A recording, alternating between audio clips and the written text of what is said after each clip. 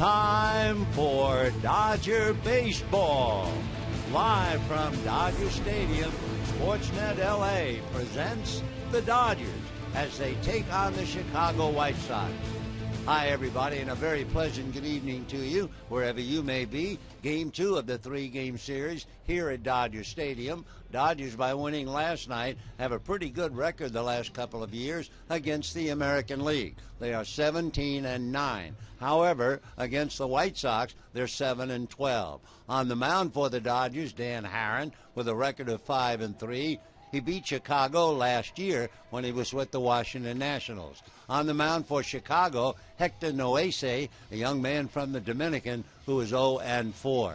Among other things, the Dodgers got the good news, the fact that Yasiel Puig was named Player of the Month. And, of course, his rival, Jose Abreu, will be at first base for Chicago. One other newcomer to the White Sox lineup, that will be Adam Dunn. He'll be in left field tonight. Adam Dunn, with 458 home runs in his career, played here for the Cincinnati Reds for a period of about 8 years. So those are some of the pregame notes. Sit back, relax. We'll have a good ball game and a whole lot more coming up right after this.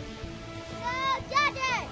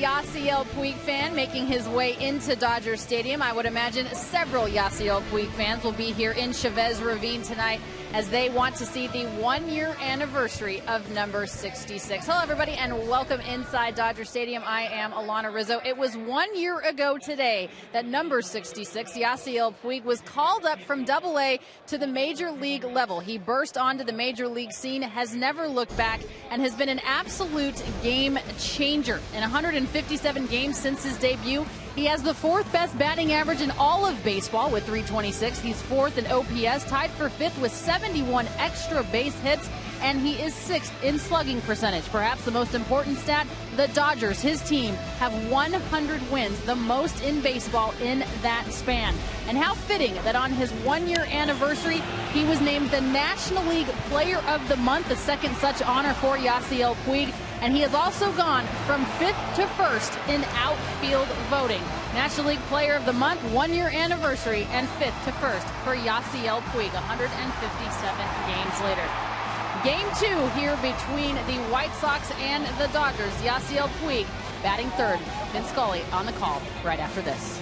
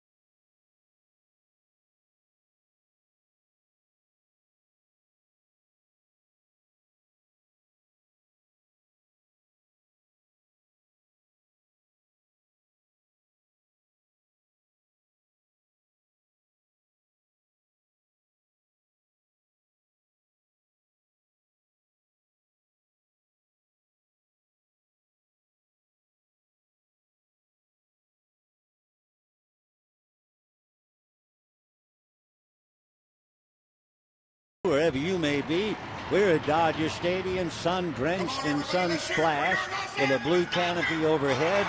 The mountains are etched in the background. It is a gorgeous setting for Game 2 of the 3-game series. And the Dodgers ready to take the field, led by the National League Player of the Month, Yasiel Puig, who is also playing his first year in the big leagues. This is the anniversary. We'll see what the emotion and the excitement produces from the wild horse as the Dodgers try to make it 2 in a row against the Chicago White Sox. Robin Ventura, who played here in 2003 and 2004, he had 10 home runs while he was with the Dodgers, but in his glorious career, among other things, he had 18 Grand Slam home runs. Robin even had a home run inside the park when he was playing against the Atlanta Braves. So he has a lot of stories that he can tell you about, and we have plenty to talk about him. We'll start with the lineup, and here are the names for the Sox. Adam Eaton opens up in center field, Gordon Beckham at second base, and Jose Abreu at first.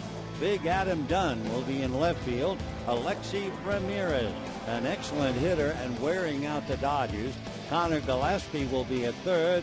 Diane Viciedo will be in right field. Tyler Flowers, the big catcher. Hector Noesi will be on the mound for Chicago. On the mound for the Dodgers getting ready, Dan Harron with a record of 5-3. He had one game going against the Chicago White Sox last year when he was pitching for the Washington Nationals, and he picked up a victory in a game that was finalized 7-4. But Dan Haren, when you send him out to the mound, you send a man with a great deal of experience. He's had over 2,100 big league innings as he tries for his 6th victory of the year. We can also tell you that the Reds are beating up the Giants 8-3 in the 8th inning. Last year, Tim Lincecum faced Homer Bailey in Cincinnati, and Bailey threw his 2nd career no-hitter 11 days later, while Lincecum would throw a no-hitter at San Diego. But tonight, they chased Lincecum 8 runs in 4 and the 3rd inning, and Bailey could be the win. And for the Giants, a rare, raggedy game. They committed 4 errors. So Haren is ready. Adam Eaton leading it off. The smallest center fielder looks at the first pitch for a strike, and we're underway. Out of Springfield, Ohio, Adam Eaton, 5'8", about 180, a marvelous center fielder, 26 years old, looks at a slow breaking ball for a strike.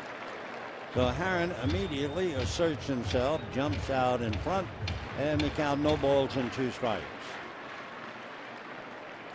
Now the strike 2 pitch on the way is slapped at, a one hopper to Hanley Ramirez, who gets it over the first in time for the out. For the Chicago White Sox, 29 victories and 30 losses. Here are the Dodgers with the leather: Gonzalez and Gordon, Ramirez and Figgins, Kemp, Ethier and Puig, and Butera handling Haren. So one away, Gordon Beckham, the second baseman, coming up, as Puig in right field in very good humor, going around pepping up his teammates before the game, very visible. Gordon Beckham, good all-around ball player, hitting .285, shies away from a pitch in at the knuckles, 1 ball and no strikes. Beckham had 2 hits last night, wanted a ball to come up. It looked like a double play ball off the bat of Matt Kemp. It didn't come up. It went under his glove and was one of the 2 big errors. High fly ball to deep left. Kemp came in, goes back, makes an over-the-shoulder attempt. It's off the top of the wall. I think Matt Kemp lost sight of that ball because he was going in the wrong direction as soon as it left the bat. This, of course, is the tough time of day. The lights do not take any effect, and if you're the left fielder, you are looking into splotches of sunlight and shade. Pretty good curveball. Beckham went down to get it, and Matt, going all the way, tried to make an over-the-shoulder catch, and now Robin Ventura is going to appeal, saying it was a home run. It looked like it hit the very top of the fence before coming back onto the field, so we'll see whether that cuts anything with Gary Cederstrom. But Robin goes back, and it's a double for Gordon Beckham, hitting the top of the left field wall. Matt Kemp could not have made the catch. The ball was too high, and he was able to chase it down, and a long double for Gordon Beckham. So a runner at second, 1 out, and now the big boy from Cuba, and we're not talking about Puig, we're talking about Jose Abreu. He takes a strike. Abreu last night had 1 hit, 1 for 4. He hit a no-ball, 1 strike pitch for a 2-run home run with Beckham aboard in the 4th inning against Clayton Kershaw. Now the strike 1 pitch. He's after it and drives one down the left field line. If it's fair, it's going to go, I believe. Kemp crashes into the barrier, and the ball is in the seats. So lightning struck twice last night. A no-ball, 1-strike count, and he homers with Beckham aboard. And tonight, on a no-ball, 1-strike count with Beckham aboard, he hits a home run. So it's been Yasiel Puig's stage, but so far the star of the show has been Jose Abreu. He now has 17 home runs and 46 runs batted in. Now Adam Dunn coming up. Kemp seemed close to the fence, but that's all. The ball was back in about 3 rows. So Abreu celebrating in the dugout. 2-0 Chicago. And here's Adam Dunn, who probably fouls it away in the count 0-1. Adam Dunn certainly is no stranger to Dodger Stadium. He came here for 8 years with the Cincinnati Reds. He has a total of 458 home runs in his career. including 94 in the American League, 354 in the National League. And to bring him right up to date as he stands in at the plate, he has 8 home runs, 23 runs batted in this year. He has played 2 games in left field this year. Strike 2 pitch, Adam holds up, and it's down and away, ball 1. So Dan Haren burned by Abreu, and it's 2-0 Chicago. Adam Dunn, 6'6", somewhere around 280 pounds, checking in at the plate. And Haren into the windup, and the 1-2 pitch on the way, and Dunn takes high, 2-2. The Dodgers put that triangle defense up. Ramirez all alone on the left side with Figgins and Gordon a good 20 feet out into right field. 2-2 pitch, and that's lifted and playable to left center. Ethier coming over with Kemp, and it's Kemp there to make the catch for the second out. So Adam Dunn, towering fly ball to left, 2 down, and the batter, Alexi Ramirez. Alexi Ramirez, a very good hitter, and in the brief time that the Dodgers have faced him, he's done very, very well, but he's already proven himself. He's hitting .326. So Abreu puts him on the board. They lead 2-0, and now Ramirez up there looks at a pitch low, 1 ball and no strikes. Alexi Ramirez from Pinar del Rio in Cuba. The 1-0 pitch, slap foul off to the right out of play, and the count 1 ball and 1 strike. 72 degrees at game time. Beautiful evening here at Dodger Stadium. Now the 1-1 pitch coming up to Alexi Ramirez, and the right hand hitting shortstop swings and misses, 1-2. When you look at the shortstops in White Sox history, there have been some great ones.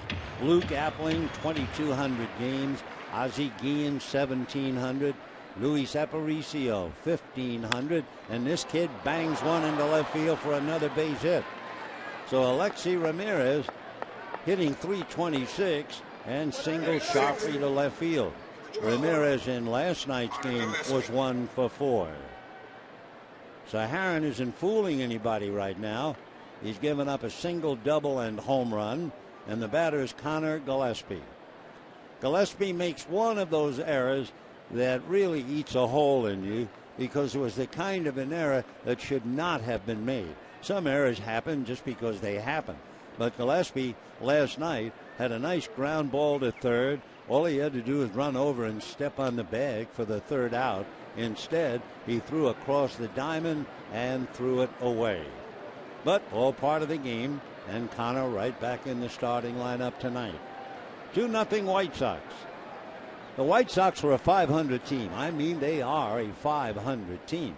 If they win tonight, they'll be 500 for the 19th time this year. That's a 500 team. And although a lot of clubs might figure they're on a treadmill going nowhere, the Sox are coming off last year when they lost 99 games. So they're in good hands with Robin Ventura, and they're doing much better this year. Gillespie waiting, 1 ball and no strikes. Out of his stretch goes Haren. There goes the runner, Ramirez, a high throw, and he's in there under the tag. So Alexi Ramirez, who does everything well, promptly steals. He has now stolen 12 out of 14. So he belongs up there with Appling and Guillen and Aparicio. And of course, we left out Chico Carrasquel. So Alexi Ramirez, 12 out of 14, taking his lead, and Gillespie trying to pick him up. 2 out, first inning, 2-0 White Sox. The next pitch is lifted into, well, shallow center, in fact, right back to second base, and Hanley Ramirez makes the catch for the out. But the Sox come out scoring. Single, double, home run at the end of half an inning. White Sox 2, Dodgers coming up.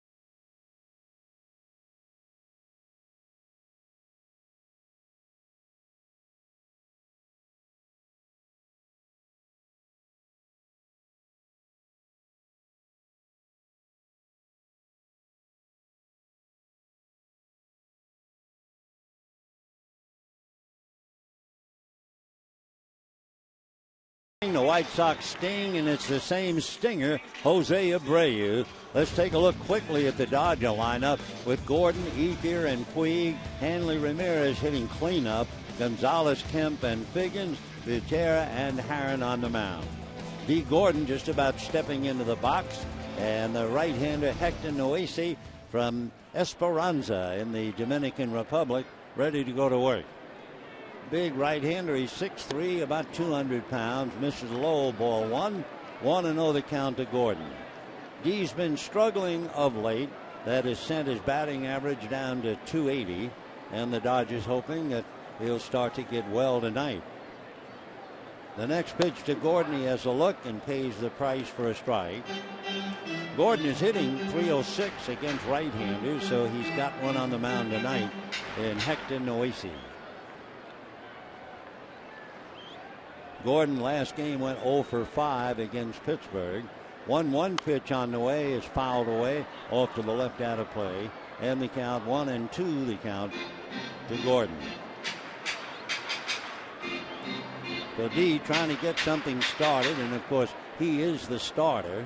He has stolen 34 out of 37. Noesi looks in, getting a sign.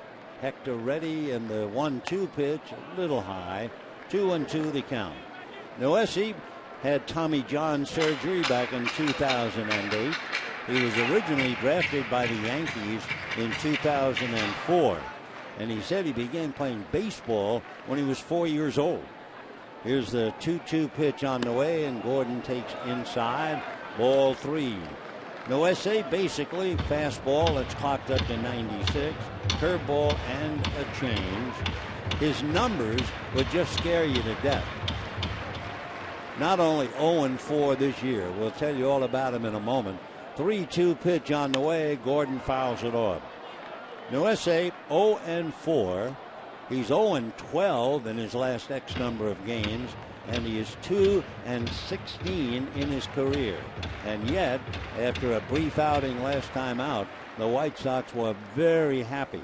They thought that he has finally gotten what they've been looking for. He's only 27.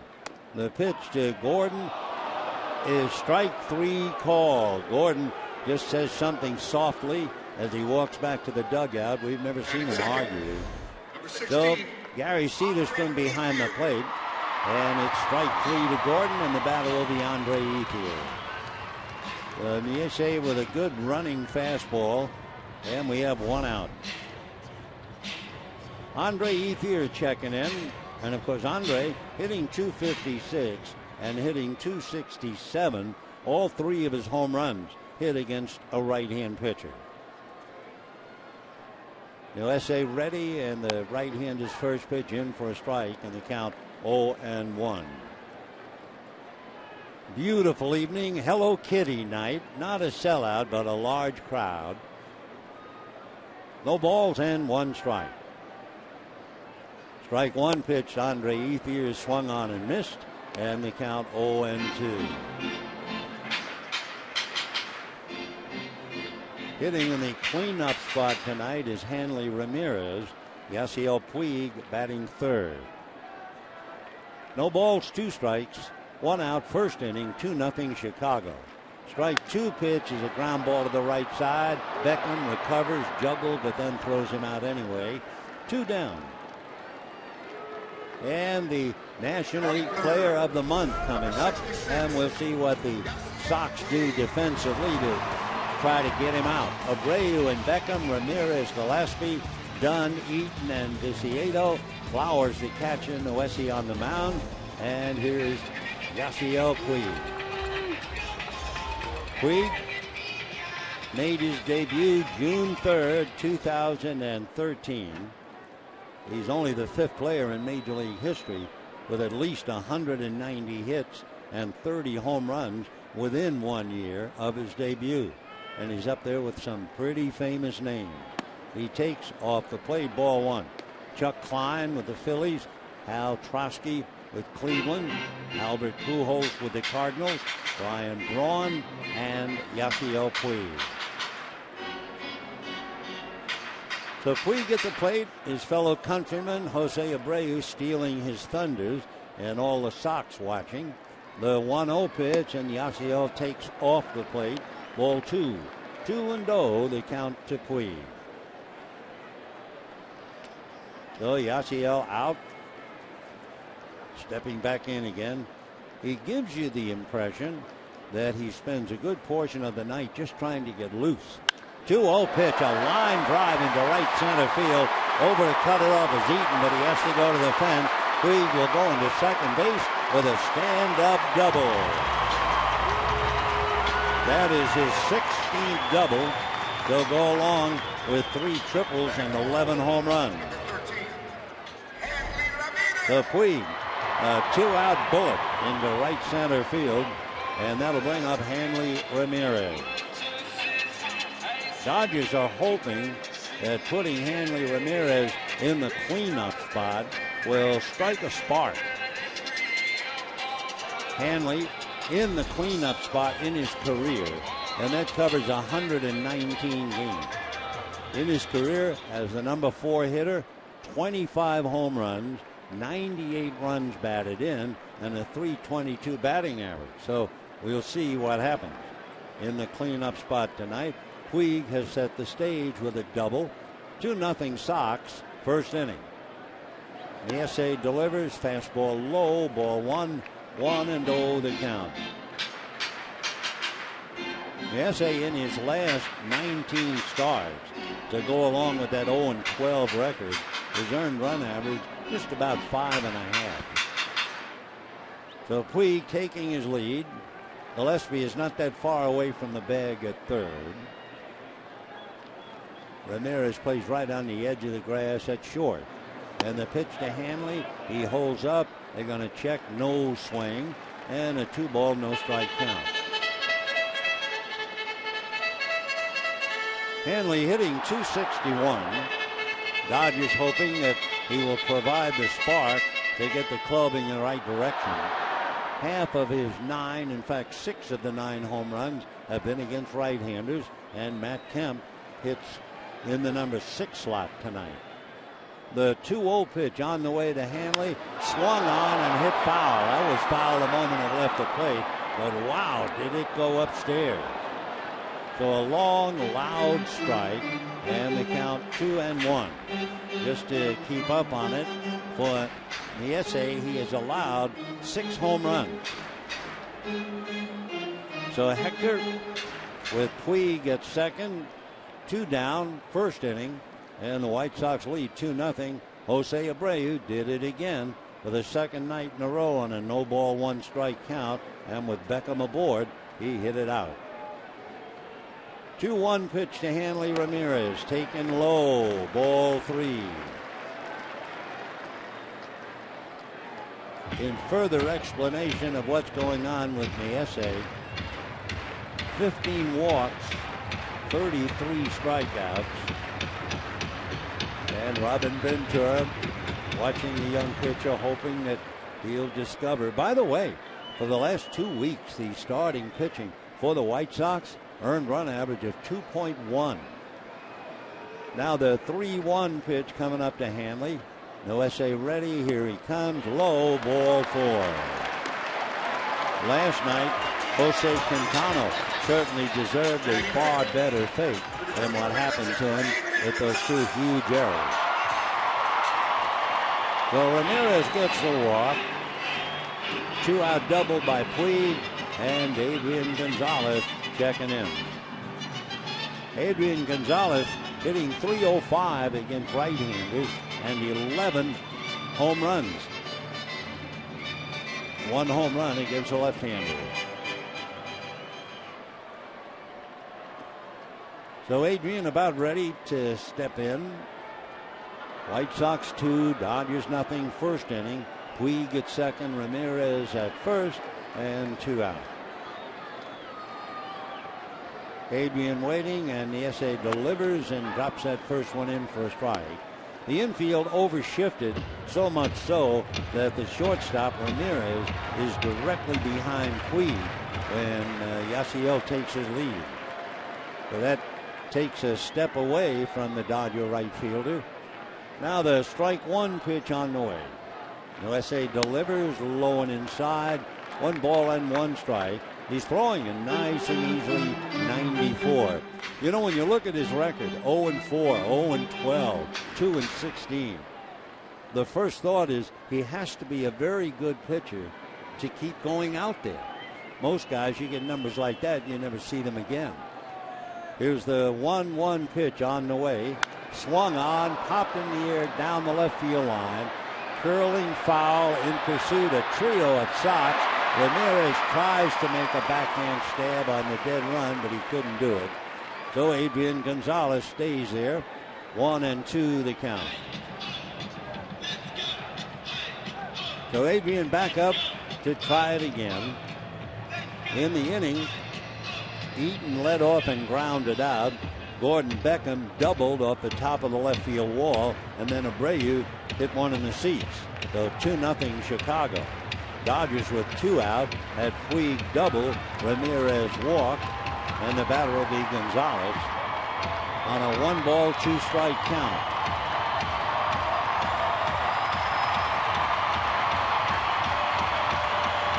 So Adrian about ready to get back in.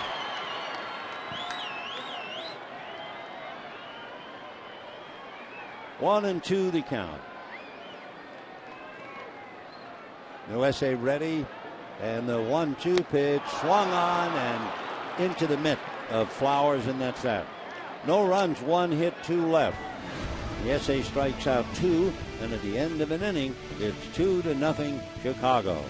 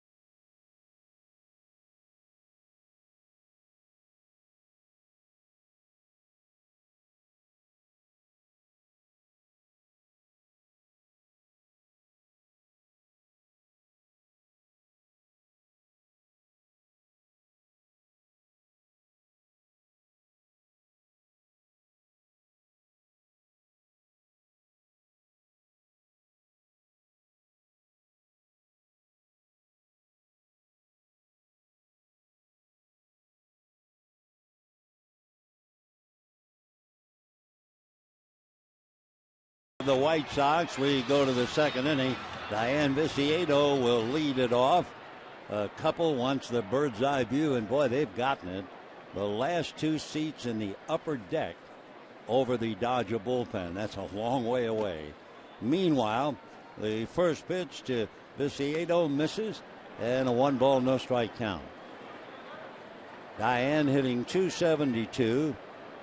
Last night went 0 for 4, struck out twice, fouls the pitch back, and the count 1-1. That first name Diane is spelled Dayan. Diane, 5'11", around 235 pounds. He's from Cuba and takes a strike from Remedios in Cuba. At 15, he was a big star in Cuba. 16, he was an all-star. 1-2 pitch, he looks and it's low, and the count 2-2. Dan Herron has something to be concerned about. In his first 7 starts, he allowed just 2 home runs. He's in the dirt. In his next 5 starts, including tonight, he has given up 7 home runs. So all of a sudden, Dan off-speed pitches, trying to upset the hitters, and he's been burned 9 times. 3-2 pitch is slapped in the air to right center, slicing a little. Room service fly ball to Yasiel Puig, and we have one away. Now batting number 21, Tyler Flowers. Tyler Flowers, the catcher, caught all 9 last night. Back there again tonight. He's a big catcher, 6'4", 245, 28 years old, out of Roswell, Georgia. He was originally drafted by the Braves back in 2005, and last year he made history. The first pitch to Tyler is taken in for a strike. Opening day last year, he hit a home run for a 1-0 White Sox victory. So Tyler became only the 4th player in baseball history. The pitch is fouled off. 4th player in baseball history to homer in a 1-0 season opening win. Joining Pittsburgh's Bob Bailey, the Yankees' Frank Fernandez, and the Dodgers' Gary Sheffield back in 2001. Strike 2 pitch on the way, down and away. 1-2, Tyler Flowers. Flowers has been with the White Sox since 2010. Had to go to Charlotte for a half a year, but otherwise he's been with the Sox. The 1-2 pitch on the way, checked, and it's low, and the count 2 balls and 2 strikes. So Dan Haren has made 29 pitches. Waiting on deck is the pitcher Hector Noesi. 2-2 the count to Tyler Flowers. 2-2 pitch on the way is taken off the plate. Ball 3. Flowers has some power. He's hit as many as 13 home runs. 10 last year for the Sox. Hits a chopper to third. Sean Figgins is on it. Guns it over to first in time for the second out. Now batting number 48. So with 2 out in the second inning, Hector Noesi coming up.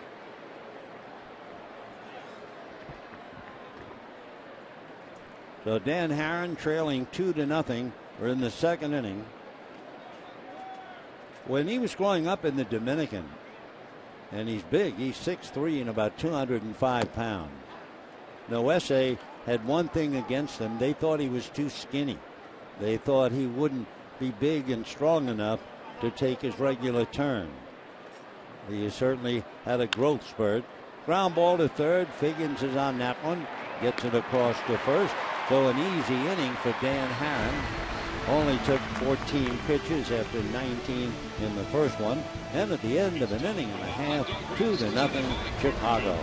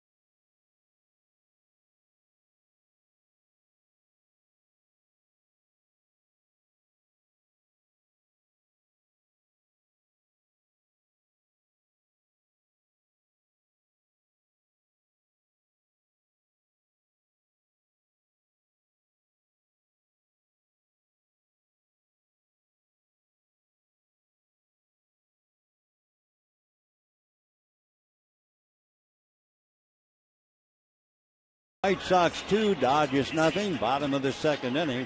A reminder, spend Father's Day with your dad at Dodger Stadium Sunday, June 15th. Dodgers and Diamondbacks at 1:10. And the first 40,000 fans in attendance receive a sports bag. And after the game, dads and their families invited onto the field to play catch. All compliments of Avita Water. For tickets, visit Dodgers.com/promotion. Final score, the Reds beat the Giants 8-3. So the Dodgers have a chance. Win tonight, they would be trailing by 6. Matt Kemp followed by Sean Figgins and then Drew Butera against the right-hander Hector Noesi.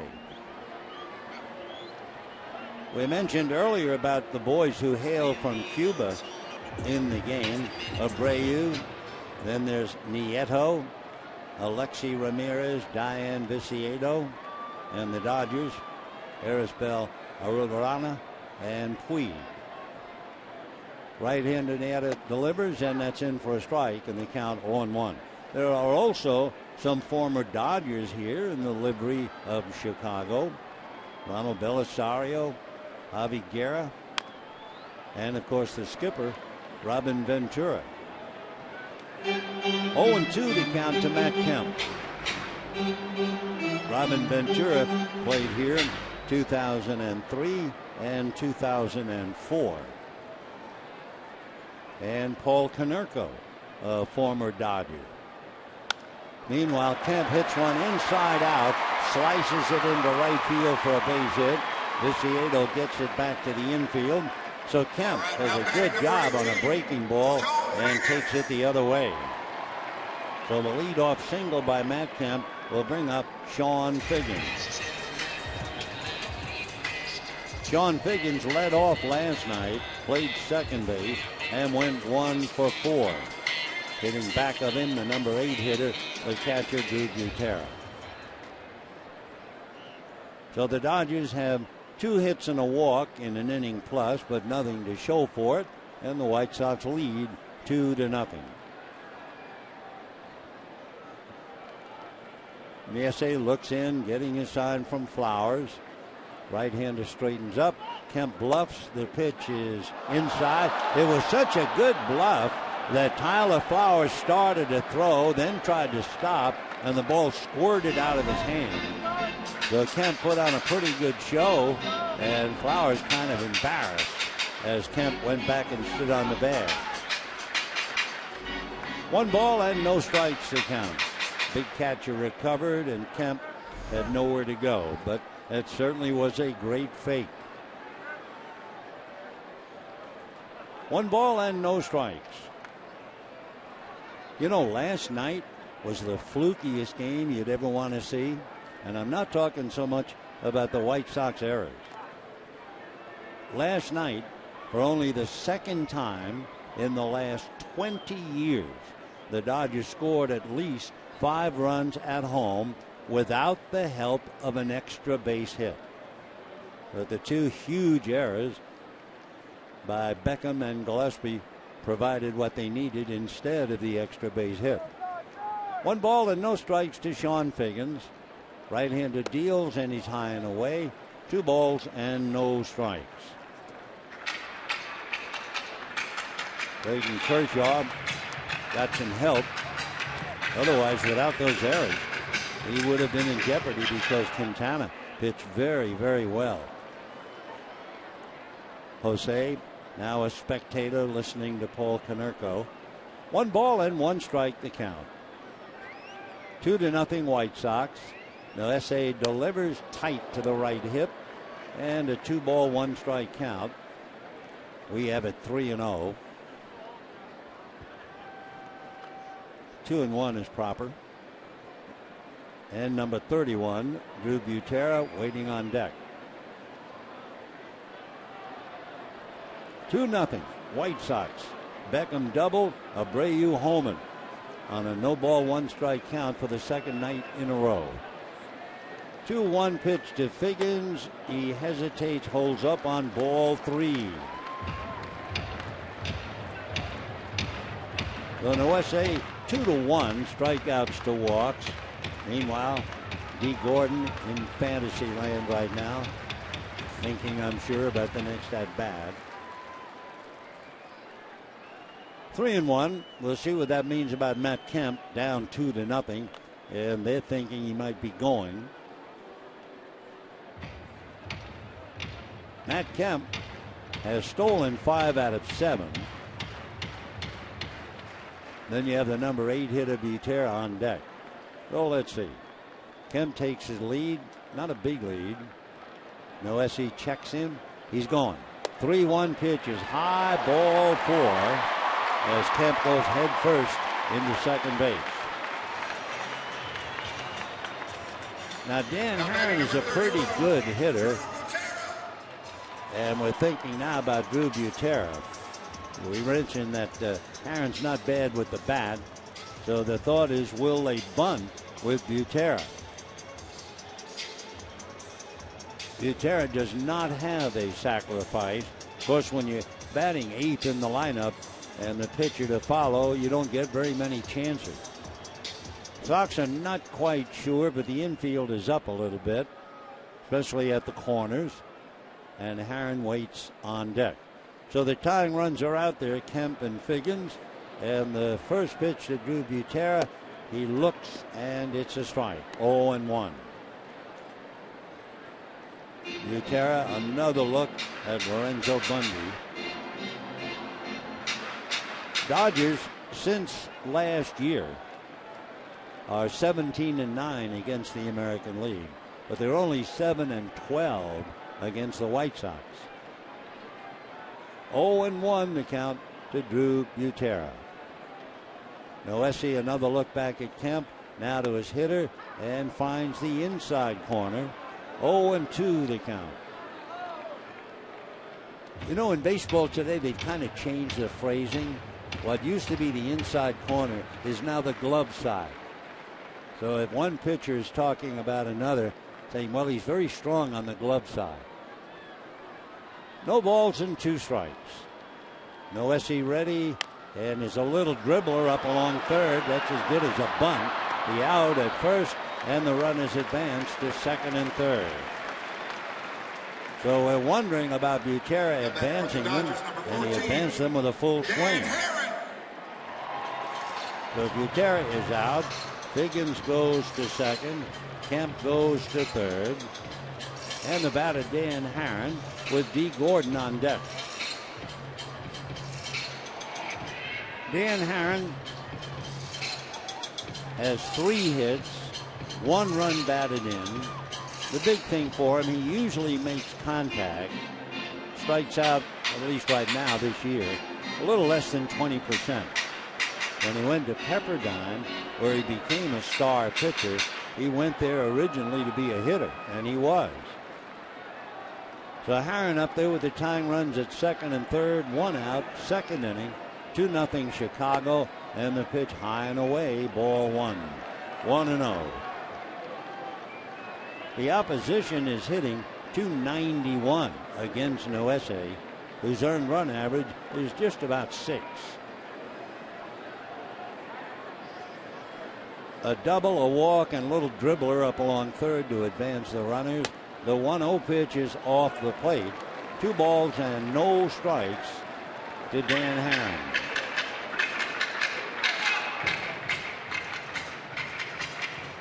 Two runs, 3 hits for the White Sox. No runs, 2 hits for the Dodgers. Kemp at third, Figgins at second, so the Dodgers have speed out there. And the 2-0 pitch way off the plate, ball 3. So Noesi got out of a jam in the first inning. First and second, 2 out. He struck out Gonzalez.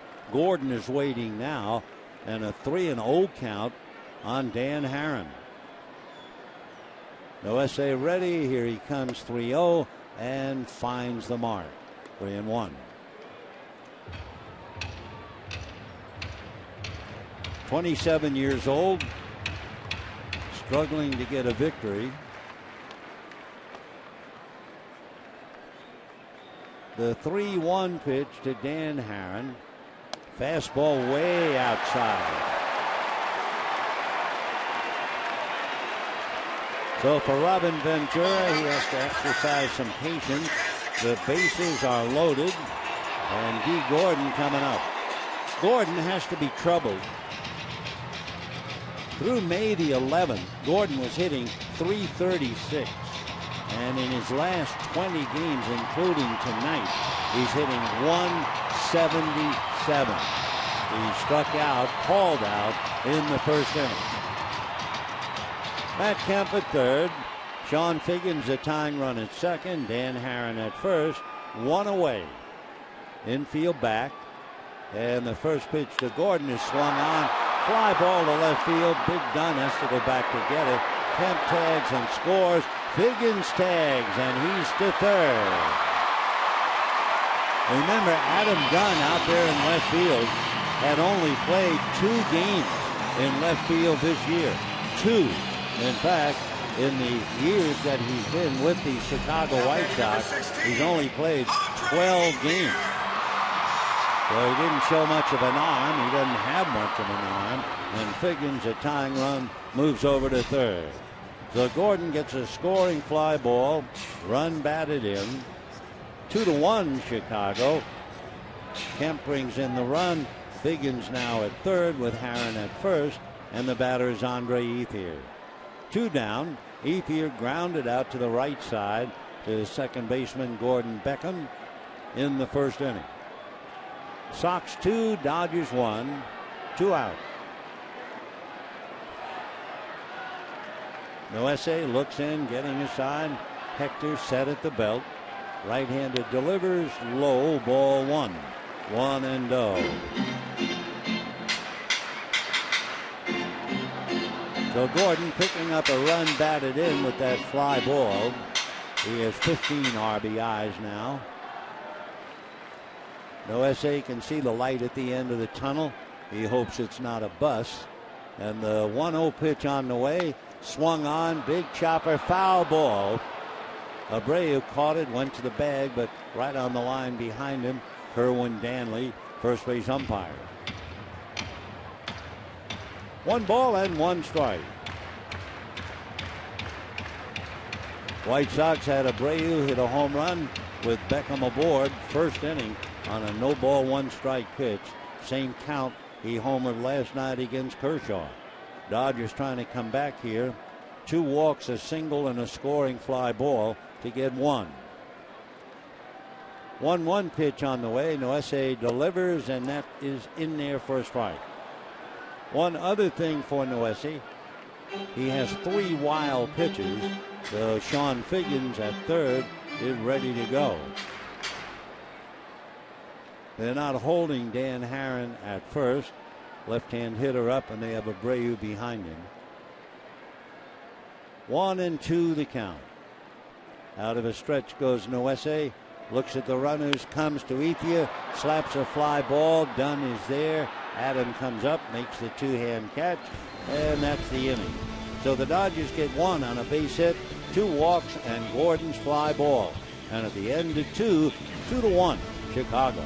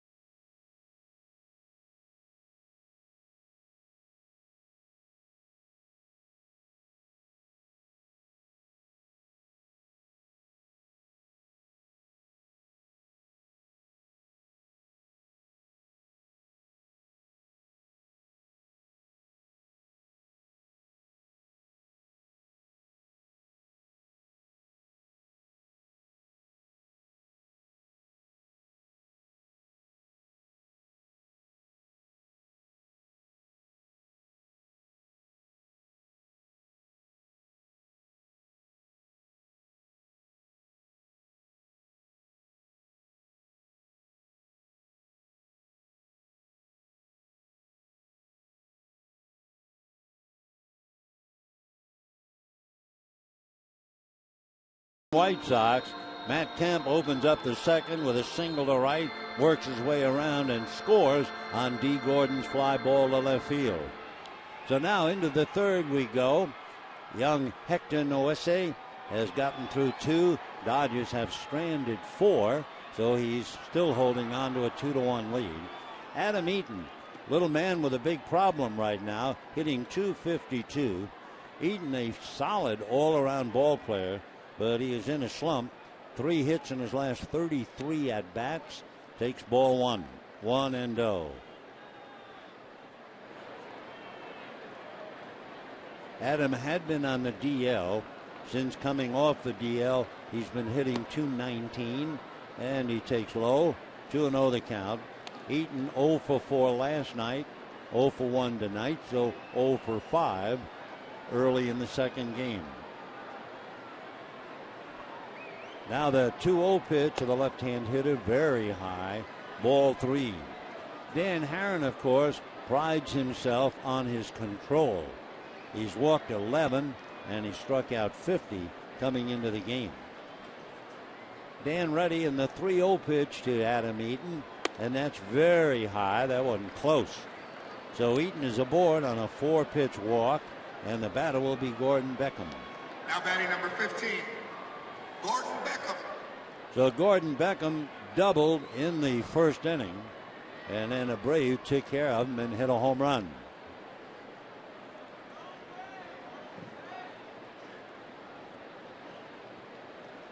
Beckham committing 2 errors last night.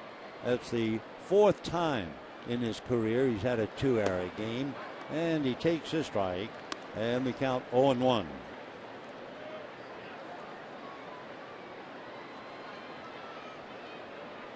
Beckham, a long look down to third, and Super Joe McEwing. You remember that name? Well, he's coaching at third. Strike 1 pitch inside, 1 ball, 1 strike. Super Joe McEwing, an inspirational player when he played with the St. Louis Cardinals. I mean, you talk about Mr. Hustle.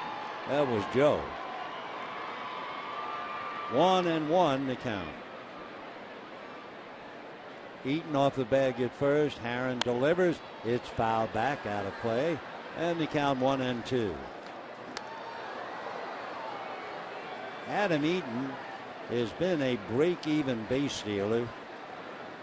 He has stolen 5, but Adam also been caught 5 times. So here's Beckham trying to advance him. Haren out of a stretch, straightens up. 1-2 pitch on the way, and that's outside off the plate. 2-2 the count. Waiting on deck, the big man, and he has certainly lived up to his reputation. Jose Abreu. 2-2. Beckham waits, right-hander swings, fouls it away, and the count remains 2 balls, 2 strikes. Gordon Beckham's from Atlanta, Georgia. He went to the University of Georgia. His father was a quarterback for the University of South Carolina. His mom was a cheerleader. Gordon Jr. was also a quarterback like his father and broke his dad's record in high school. He promptly whacks it to the gap. That's going to land for a hit. Ethier cuts it off, but Eaton runs very well and goes into third base without a play.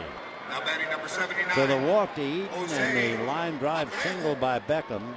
And here comes the big man, Jose Abreu, the brilliant Cuban with the Chicago White Sox through June the 3rd. 17 home runs. That includes the one he hit tonight.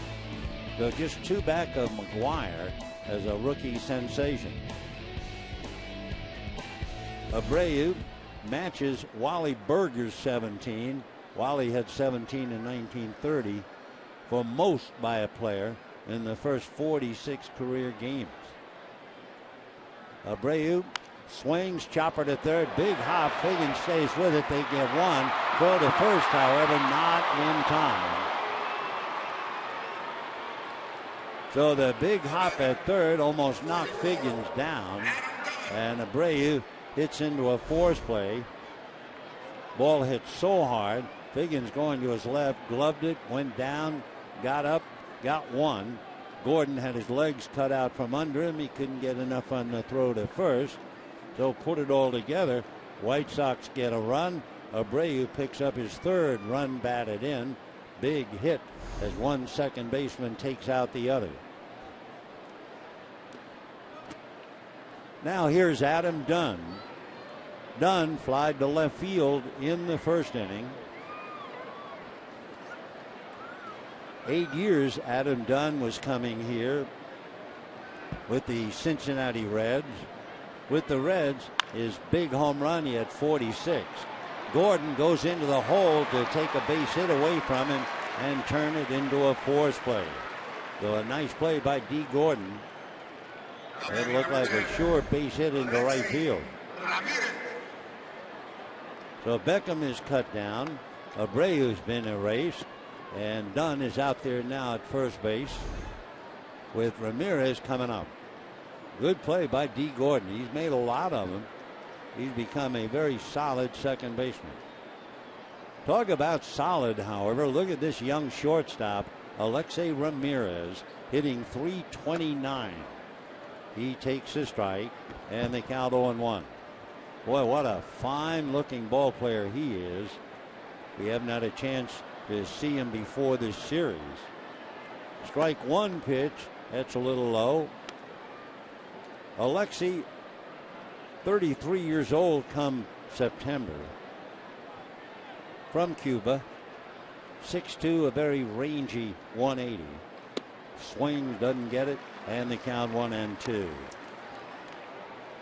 He had over 1,000 hits in his first 6 years in the major leagues. And of course, for all these kids, imagine the shock. When he played for the Cuban national team, Alexei Ramirez received a monthly salary of $20. He hits a ground ball up the middle. Hanley overruns the ball, but then flips to Gordon in time for the fourth. Ramirez trying to shovel the ball and got a handful of dirt in the shovel, but second time was the charm.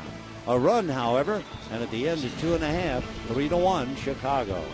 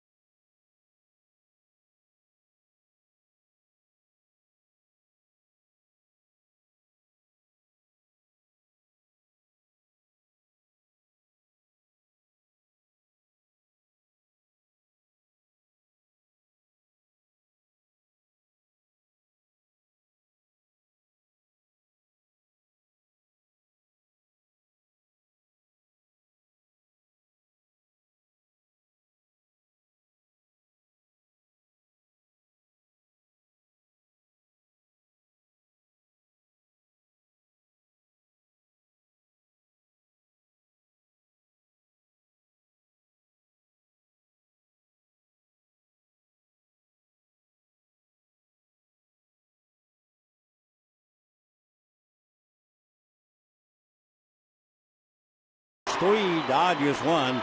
You know, earlier this year, the Dodgers recorded their 10,000th win as an organization. The accomplishment will be recognized at Dodger Stadium tomorrow when the first 40,000 fans in attendance receive a 10,000 wins commemorative pin. For tickets and to learn more, visit Dodgers.com/10K. 3-1 in favor of the White Sox. A lot of happy people here on Hello Kitty night. Meanwhile, Yasiel Puig line drive double to the base of the wall in the first inning. And the pitch high, ball one. 1-0 to Yasiel. Player of the month. Boy, what a month. Hit .343.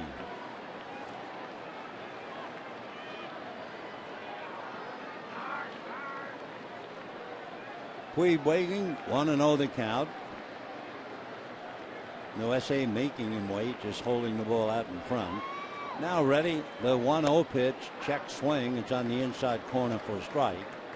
And the count 1-1. Last night, Yasiel went 0 for 4.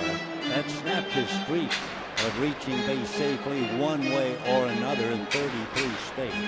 Last night, grounded out twice, struck out, and also reached on an error. So the 1-1 pitch on the way is fouled off first, out of play, and the count 1-2.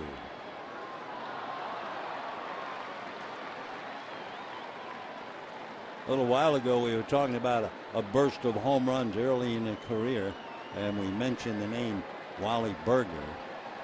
Berger hit 38 home runs as a rookie for the Boston Braves. The 1-2 pitch, fly ball, it's playable.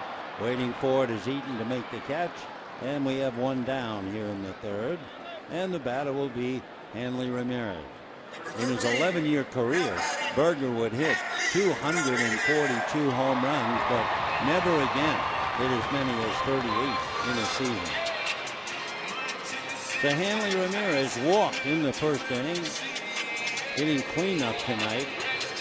As we mentioned, in his career, he has a .322 batting average with 25 home runs and 98 runs batted in as a cleanup hitter.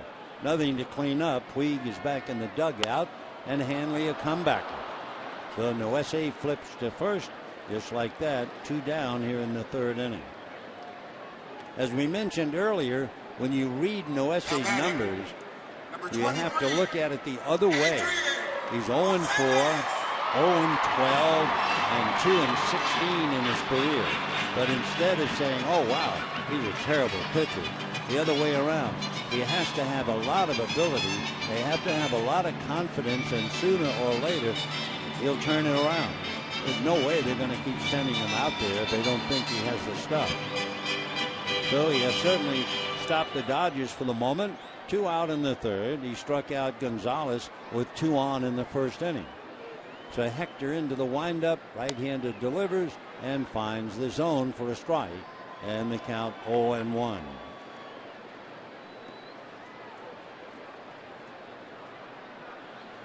On the count. Hanley batting, Adrian batting .267 and hits a roller down to the right side. Beckham's on it. Noesi makes it look very easy second time around. 1, 2, 3. And at the end of 3, it's 3-1 Chicago.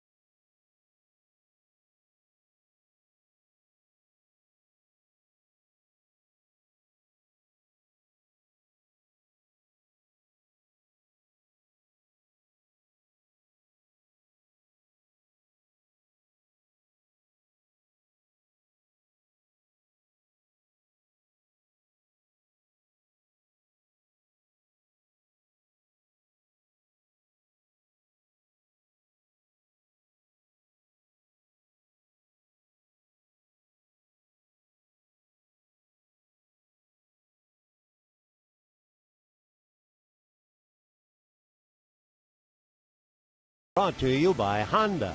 Start something special with a great deal on a Honda. Now at your Honda dealer. Fourth inning, 3-1 in favor of the White Sox. They scored 2 in the first. Dodgers came back with 1 in the second, and the White Sox picked up an additional run in the third. So Dan Herron will be pitching to Connor Gillespie, then Diane Viciedo, and Tyler Flowers.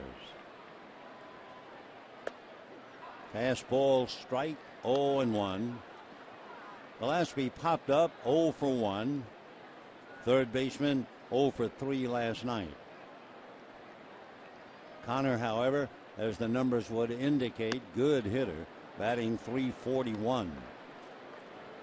1 ball and 1 strike.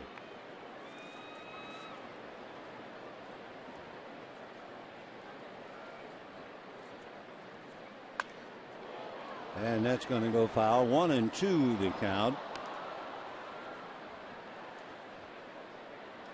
Gillespie, a solid hitter, no home runs. He has 18 runs batted in. You like to have your third baseman have some sock. 2-2 the count. However, at the same time, when you have somebody hitting .340, wow.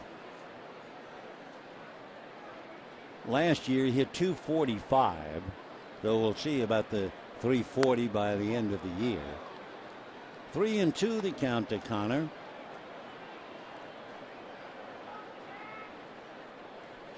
Connor will be followed by Viciedo and then Flowers. 3-2.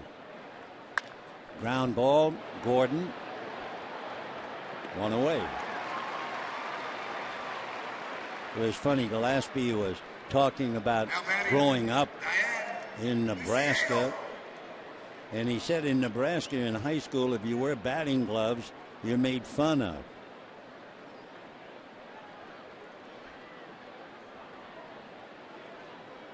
Three runs, 4 hits for the White Sox. 1 run, 2 hits for the Dodgers. Viciedo flied to right field in the second inning. Ball 1. Last night, he hit cleanup when 0 for 4 struck out twice. So from cleanup to number 7. Sliced foul out of play. Was he hit cleanup against the left-hander, Clayton Kershaw. And I guess against right-handers, they move him down in the lineup.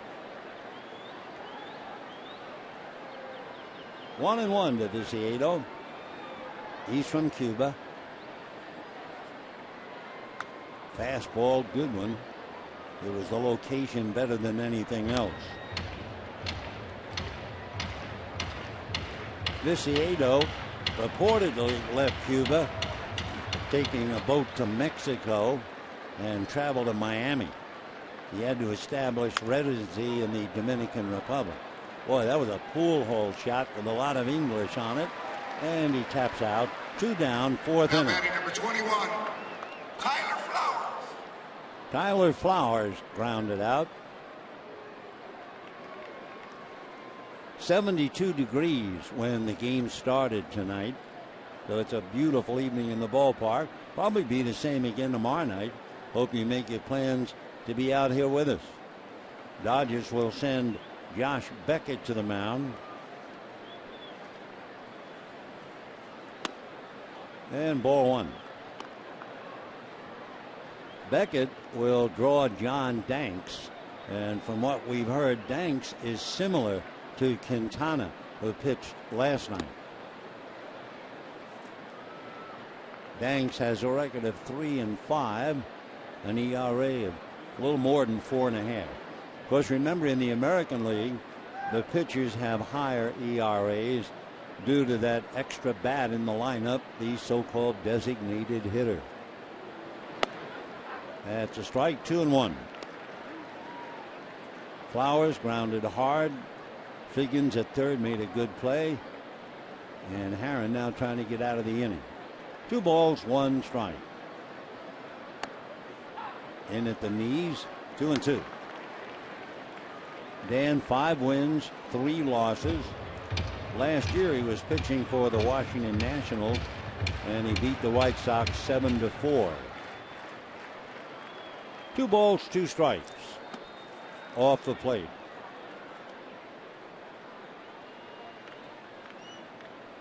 Flowers over the last 7 games has struggled. 2 hits in his last 23 at bats. Fly ball to right field. Puig going back, turned the wrong way, now to the wall, and it clears the wall for a home run. Boy, it is great to be big and strong. Puig went back as if he had a play, and he just ran out of real estate. So the second home run for the White Sox, and they now take a 4-1 lead. So for Flowers, who was 2 for 23, he comes up with a big home run the other way. That puts a smile on a lot of faces in the White Sox dugout. So Tyler at 6'4" got it all and clears the right field wall. Big bounce to the shortstop. Hanley Ramirez gets it over to first, and that'll be that, but not before the Sox get another run. Tyler Flowers hits it out, and at the end of 3.5 innings, 4-1 Chicago.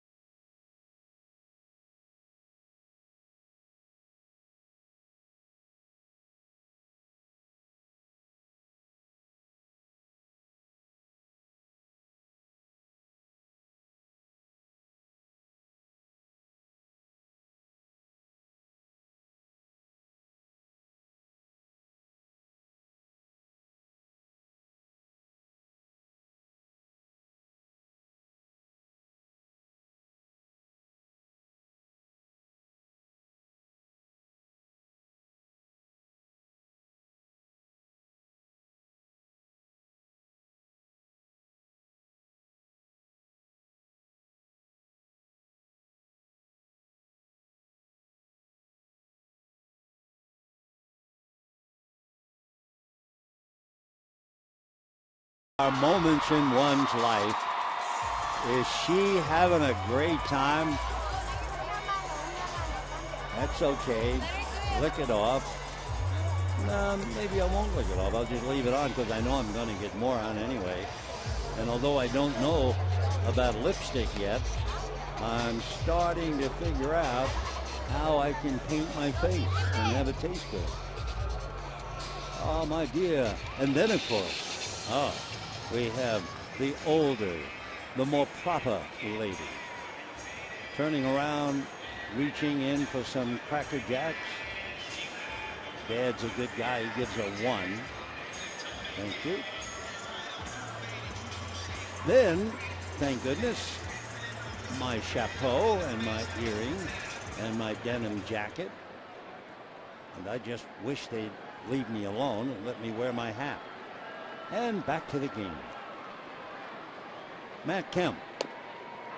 And strike 1. So Dan Herron has allowed 2 home runs. White Sox lead 4-1. Kemp single to right field in the second inning. 0-2. So Herron, not to plague him with the note, but in his first bunch of starts, he allowed only 2 home runs. First 7 starts for Dan. In his next 5, including tonight, he's allowed 8 home runs.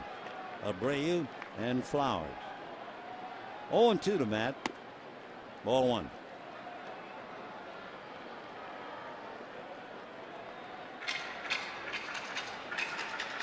Kemp hitting .247. Hitting in the number 6 slot. Figgins hitting back of him. 2-2. Hector Noesi trying for his first victory since the discovery of fire. Well, not quite, but it must seem that way. He is 2-16 in his career. That's 28 starts.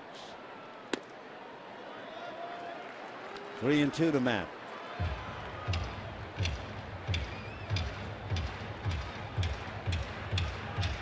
Waiting on deck, Sean Figgins. Meanwhile, D. Gordon usually found in the same spot watching Kemp strike out.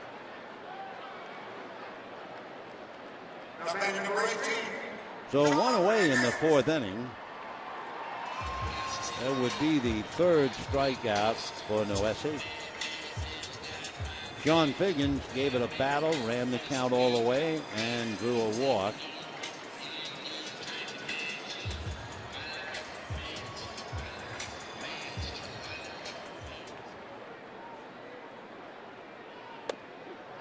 And a strike, 0-1.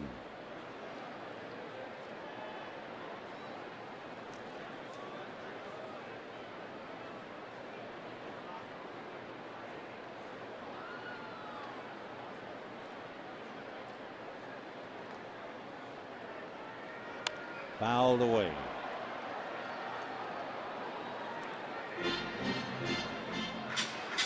In looking at Noesi's record, he had 2 victories with the Mariners in 2012. He had 2 victories the year before with the Yankees. Ground ball, base hit into right field. Sean Figgins making a big turn, daring Viciedo to throw back at him. Figgins last night led off at second base and had 1 hit. And he has a walk and a single tonight, hitting 7th and playing third base. Dodgers 1 run, 3 hits. Butera grounded to third in the second inning. So Drew 0 for 1.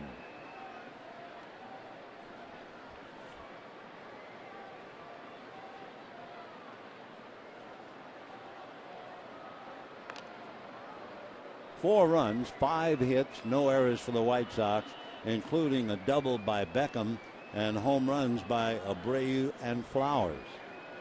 The Dodgers 1 run, 3 hits, a double by Puig, singles by Kemp and Figgins.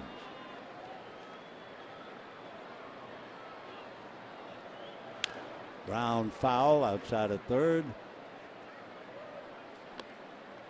Drew Butera has taken over basically as the #1 catcher in the absence of A.J. Ellis. No real report yet on whether he's getting ready or getting closer. We just haven't heard. No balls, 1 strike. We heard that Billingsley is doing well. He's going to start a rehab next out of the bullpen, and then they'll go from that. Foul back. Billingsley threw 35 pitches today as he is slowly coming around. Carl Crawford been running on hard ground. He hasn't tried it out on the field yet.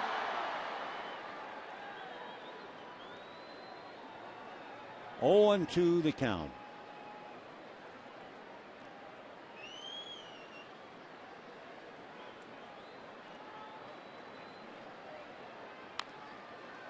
So still 0-2. We mentioned that Chad made 35 pitches the other day.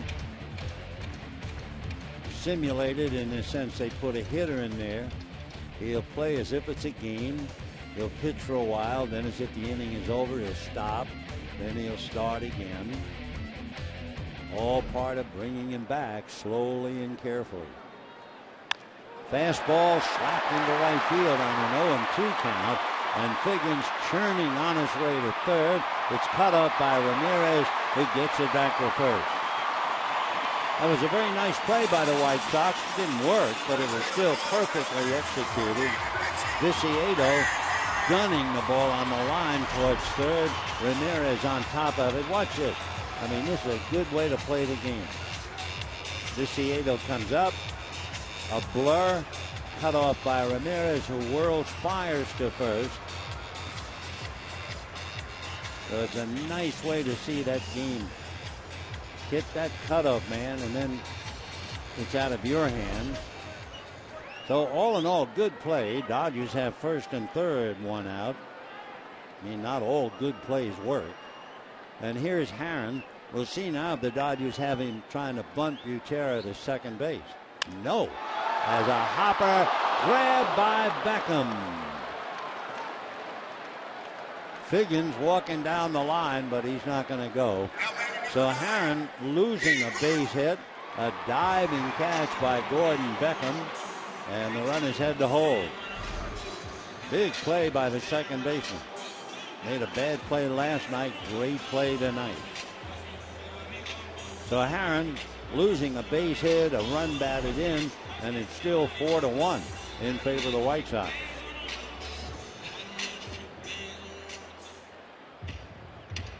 Here is D. Gordon, had a sacrifice fly in the second inning, struck out in the first inning. For Figgins and Butera, taking advantage of Noesi, each had a base hit on a no-ball, two-strike count. Ball one.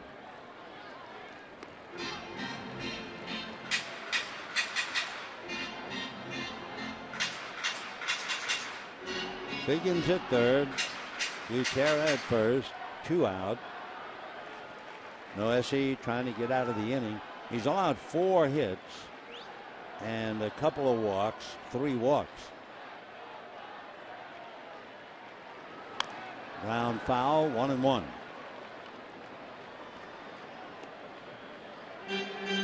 So for the Dodgers, if you want to look at it, if the old expression in the Sandlots, a walk is as good as a hit, the Dodgers would have 7 hits and produced 1 run. They left 4 men in the first 2 innings.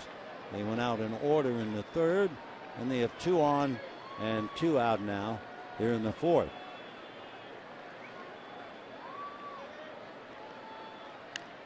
One and two.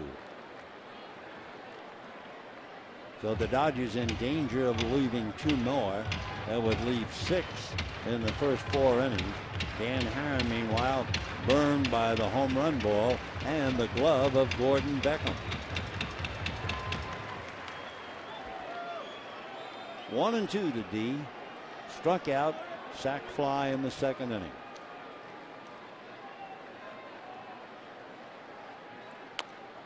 Fouled away.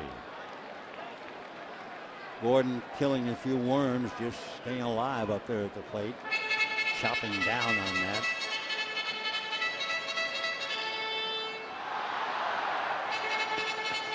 Tyler Flowers out there to talk to Noesi for the moment. 1 ball and 2 strikes.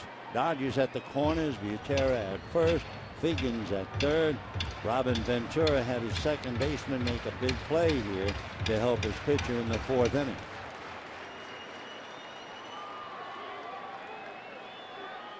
Bend it like Beckham. This is Gordon. And that's going to go down the right field line. Foul by a lot.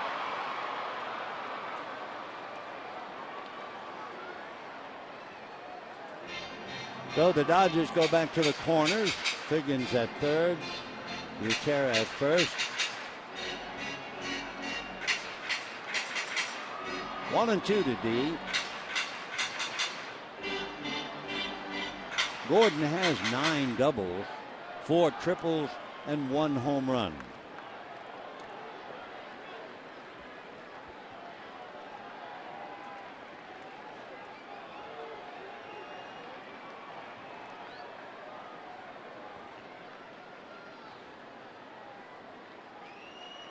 And fouled away again off third, well back into the crowd.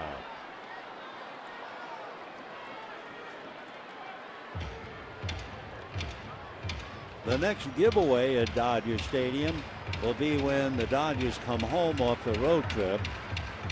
Saturday night game with Arizona. And that will be Tommy Lasorda bobblehead night. I hope you make your plans. 1-2 to D. Gordon.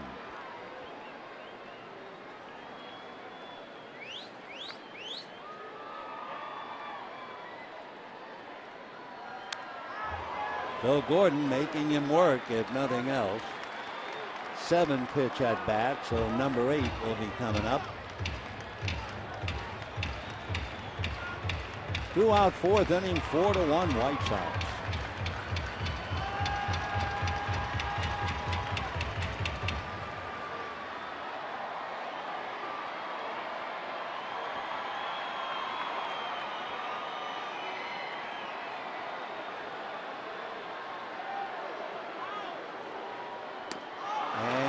Got him.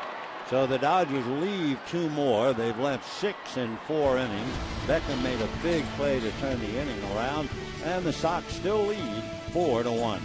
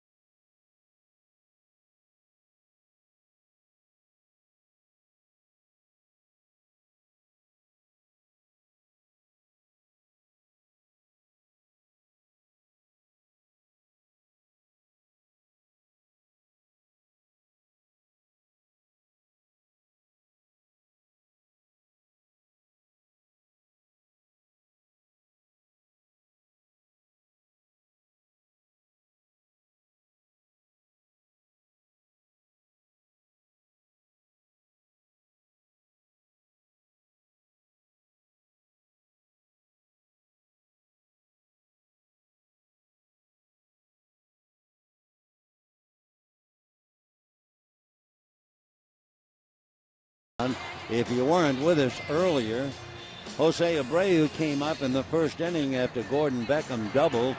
Count went to no balls and 1 strike. That was the same count last night when he homered against Kershaw, and on the same count tonight, he promptly homered against Herron. They added another run in the 3rd inning on a walk, single, and a couple of force plays, and the big catcher Tyler Flowers homered in the 4th to account for all 4. For the Dodgers, they scratched and got 1 on a sacrifice fly, and that was in the 2nd inning. So Abreu is leading the way, and he'll be up 3rd in the inning as Adam Eaton checks in. Eaton grounded out, walked in the 3rd, worked his way around to score. And a strike to Adam. Eaton has heard it all his life. You're too small to play. Well, he's a remarkable defensive outfielder, a good hitter. He has speed to take the extra base. Stole as many as 38 in the minor leagues. And carries around an old iPhone. And he can carry that back to the dugout. But the iPhone is fuel for Adam Eaton. Has all kinds of things on it, especially wisecracks about his height. Failure that you'll never make it at 5'8". He's made it. He's got a lot of ability. In fact, Brett Butler had him at Reno and said he was the best young player he had behind Carlos Gonzalez. Check swing for a strike, 0-1 to Gordon Beckham. Beckham doubled, rode home on Abreu's homer, single to set up the run in the 3rd. 1 ball and 1 strike to Gordon. Jose Abreu on deck.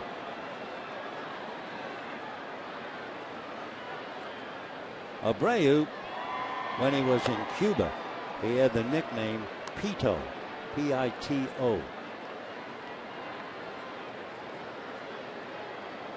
And then, of course, there's Yasiel Puig. Never did hear a nickname for him. 3-1 to count.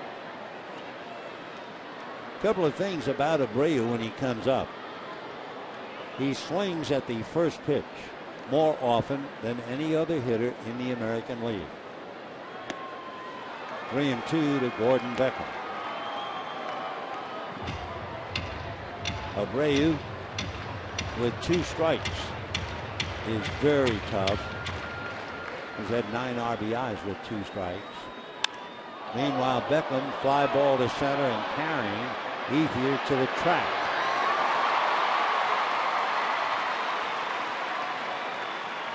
Two-out 5th inning. It was the first inning. Beckham had doubled with 1 out. Jose Abreu came up to the plate. The count, no balls and 1 strike, and see you later. Hit one about 4 rows back in. So he has 17 home runs, 47 runs batted in. Now that was the second pitch like last night. Couldn't hit that one anyway. Ball 1. He is 6'3", somewhere around 250 pounds. Played in the World Baseball Classic last year. And drives one foul. Oh. Played professionally in Cuba. 2003 and 4 and 12 and 13. A laser following the ball boy right up and over. Chair isn't worth anything. And thank goodness he's all right. A little embarrassed. He sees himself on the screen. 1 ball, 1 strike. 2-1 to count.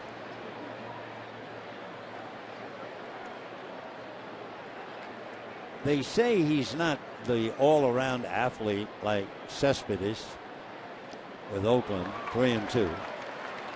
There are other scouts who say he's more like Ryan Howard when Howard came up. He's going to be around.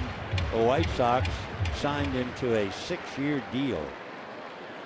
And he's the heir apparent to Paul Konerko's job at first base. And he slices it to right. Puig can't get it except on a hop. So Abreu has a 2-run home run and now a single to right. And the batter will be Adam Dunn. Couple of big fellas back to back. Adam Dunn from a little town, Porter, Texas. His family, a lot of Dunns, they lived there for over 40 years. He hits a bullet foul, 0-1 to count. In fact, in Porter's main thoroughfare, there's a street called Dunn Lane. It's a blacktop strip that leads to 9 houses, all of which are occupied by relatives of Adam Dunn.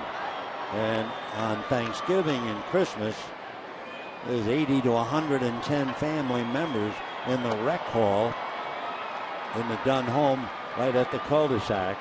However, for Adam with family, large crowd, he finally decided even that was too busy, and he moved to Montgomery, Texas. He's a big hunter. Another foul ball, 0-2 to count. Adam wanted to be on the water. That's why he moved out of Porter. His first home run, well, he says he was 4 years old and he was playing T-ball. Said his dad really taught him how to hit. And then there was a teammate of his, Jose Rio at Cincinnati, who said, talking about Dunn's power, he might be like Bugs Bunny someday. He might hit a ball and break it in half. Maybe. if anybody's going to do it, Adam might do it. He is 6'6", and we've seen his weight listed as high as 285. He's just a big man. 1-2. Another foul ball down the line. Another thing about Adam Dunn, he gets hurt and he plays hurt. He had a stretch where he averaged 158 games a year for 5 years with Cincinnati. And he's done an awful lot of that with Washington and now Chicago. 2-2 to count to Adam Dunn. Over at first base, Jose Abreu with 2 out.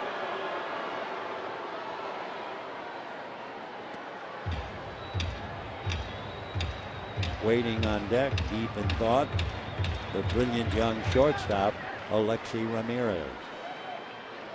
2-2. Got it. So Dunn strikes out. They leave Abreu at first, and at the end of 4.5 innings, 4-1, Chicago.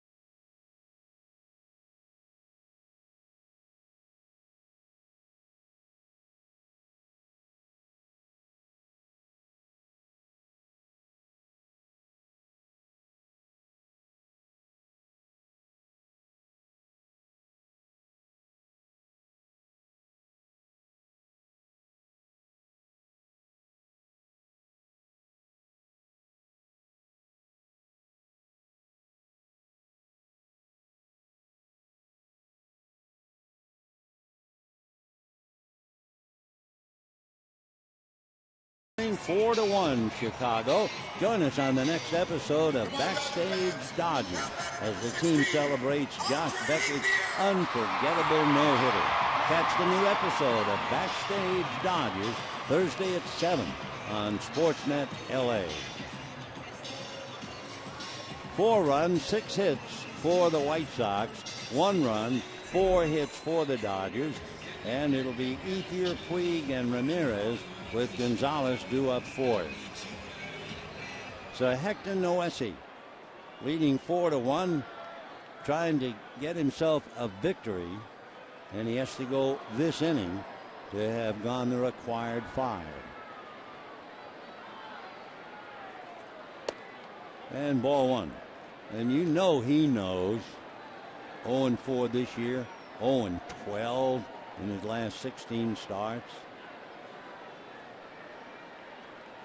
1 ball and no strikes. Ethier 0 for 2. Grounded out, fly to left. Dodgers had a single, 2 walks, and a scoring fly ball by D. Gordon to get on the board.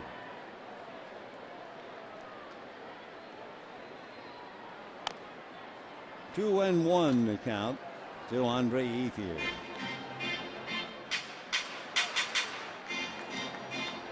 Ethier trying to get his average well, trying to put up some big numbers at the expense of a right-hander. The left-handers have pulled him down. He's hitting only 200 against left-handers. Ground ball right to Abreu. So Ethier goes 0 for 3 and grounds out to open up the 5th. Now Yasiel Puig. Puig shot a double into the gap in right center field in the first inning, but the Dodgers left him. By the way, Dodgers have left 6 in the first 4 innings. And in the third inning, they were retired in order.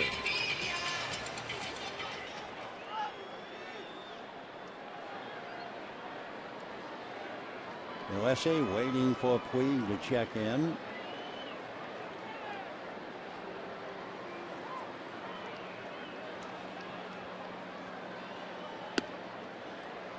Down and away, ball 1. Puig low line drive against the wall in right center.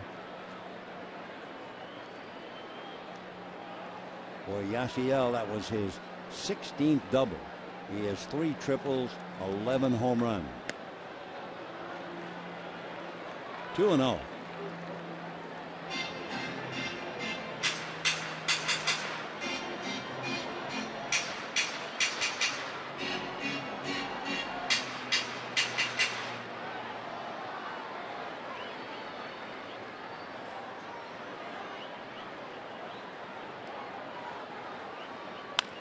Little chopper back at third. Nice backhanded grab and no play. Apparently Connor Gillespie did not have a grip on the ball. Also with Puig's speed and Connor having committed a throwing error last night, he decided, not tonight, Josephine. I'm going to hold on to the ball. Big bouncer right over the bag. Connor gloves, looks, says, nah, that's Puig. And for Yasiel, he smells the base hit and comes up with it. He's 2 for 3.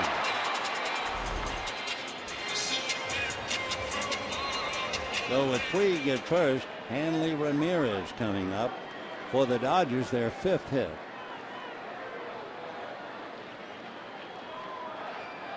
Hanley has walked and hit back to the box. Fastball strike. Dodgers down by 3.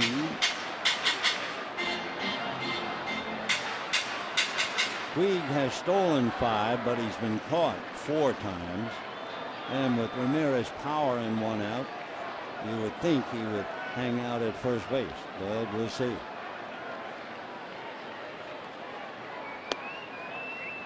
One ball, 1 strike. Hanley with 9 home runs. Jose Abreu visiting with his buddy. 2 kids from Cienfuegos in Cuba. And look where they are tonight. Sitting on top of the world. 1 ball and 1 strike. Usual Puig bluffing, dancing. You look at the difference, one with a smile, one always serious. Abreu, most times you look at him, the corner of his mouth, they would be down. Puig, when you look at him, restless, constantly in motion. That's a strike. 1 and 2, the count to Hanley Ramirez. Hanley with 9 home runs. Hitting back of him, Adrian Gonzalez.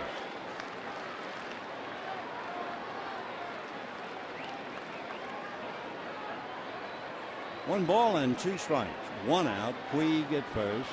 4-1 Chicago. So Hanley strikes out. 2 out in the 5th inning.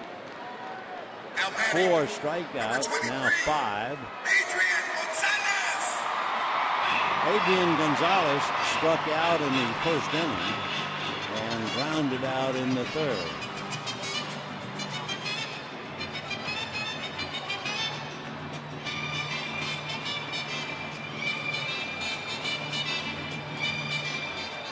Four to 1 Chicago. Trying to get to the 500 mark for the 19th time this year. If the White Sox win, they will be 30-30. Ball 1. Giants, meanwhile, lost today. Cincinnati beat them 8-3.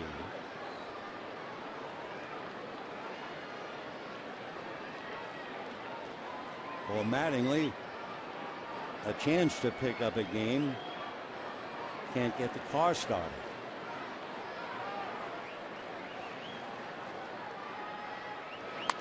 Fouled away. 1-1.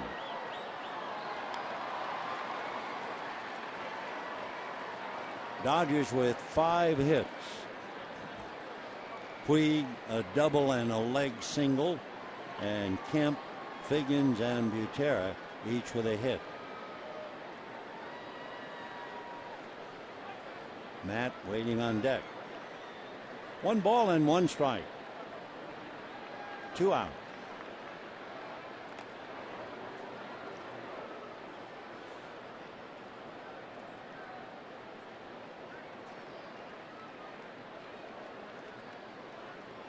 Puig talking a mile a minute, and he's not talking to his glove. 1 ball, 1 strike.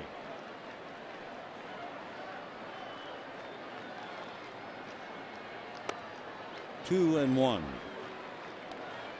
So Noesi is 1 out away from going the required 5. He's made 86 pitches. Imagine, no wins, 12 losses in his last 19 starts. And Robin watching him. 2 and 1.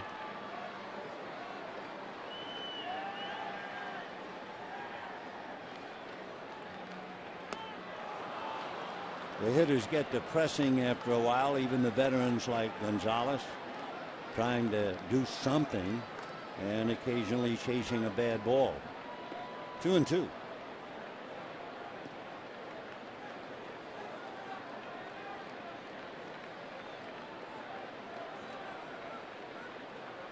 Gonzalez trying to get aboard. Kemp would be the potential tying run. Puig goes, foul ball.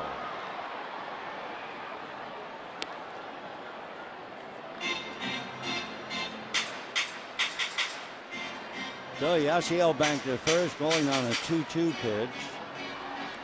Gonzalez has struck out and grounded out.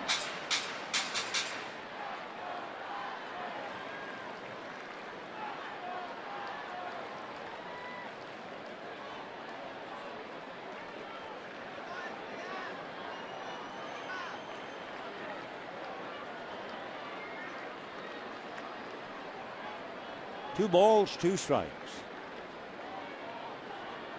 Puig not going. Line drive, foul. So Gonzalez drills it, but foul, and the count stays. Pitch number 90 coming up for the young right-hander.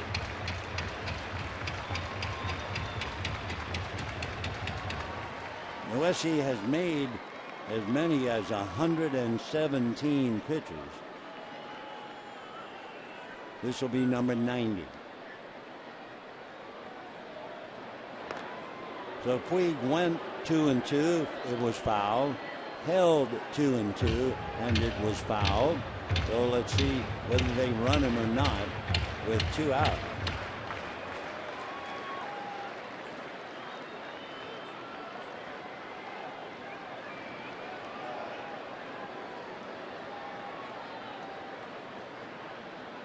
Not. And Gonzalez strikes out for the second time. 6 strikeouts for Noesi. They lead Puig, and at the end of 5, 4-1, Chicago.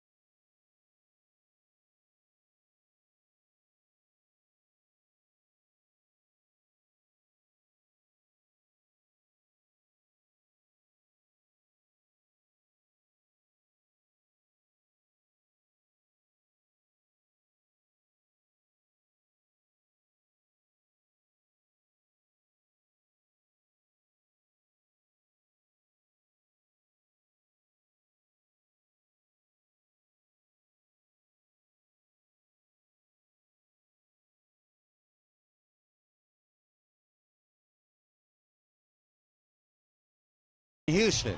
Tim Leary went to the mound for the Dodgers. They had a 4-1 lead in the fourth inning. He couldn't hold it.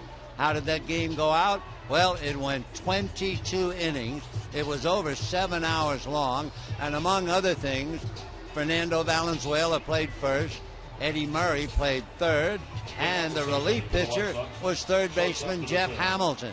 And in that 22nd inning, Rafael Ramirez got a base hit against Hamilton, and the game mercifully ended. What a day in Houston. Let's go back to this one.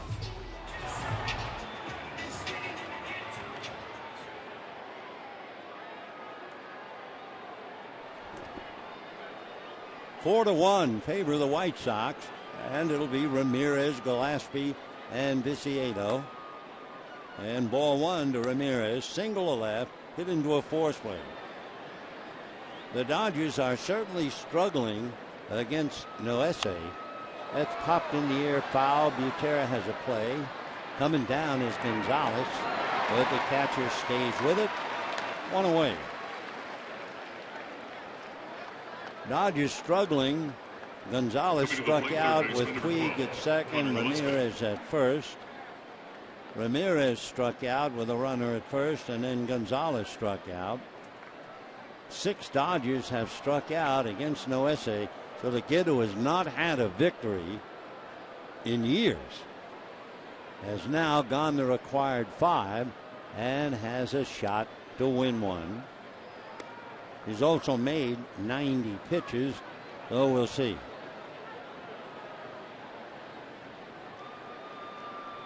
Dan Haren has now made 91. Popped up. It will be Gordon.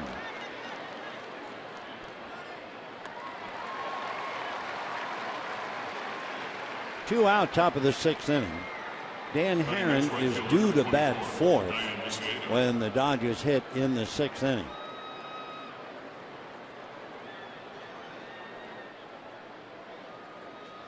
Dodgers have left 7 in 5 innings.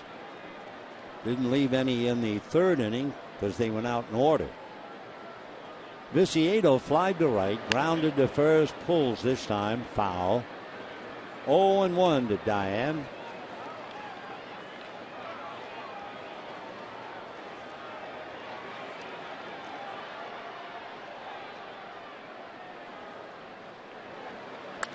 And a high slicing foul ball. Gonzalez backhands it. Nice play by Adrian. Down go the White Sox. 1, 2, 3. Second time tonight. So at the end of 5.5, 4-1 Chicago, and that was worth taking another look.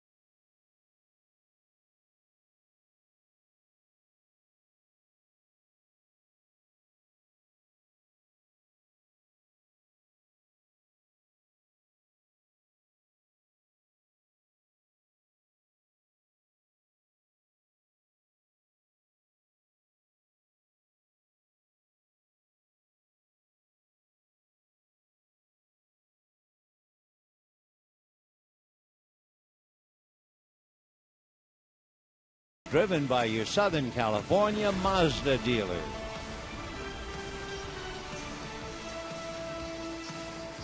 The lights are on in the city, but the lights have been dark down in the Dodger dugout. Limited to 1 run and 5 hits. They have struck out 6 times against Noesi, and they have managed to leave 7 men on base. So it'll be Kemp, Figgins, and Gutierrez, and then we'll see about Dan Haren.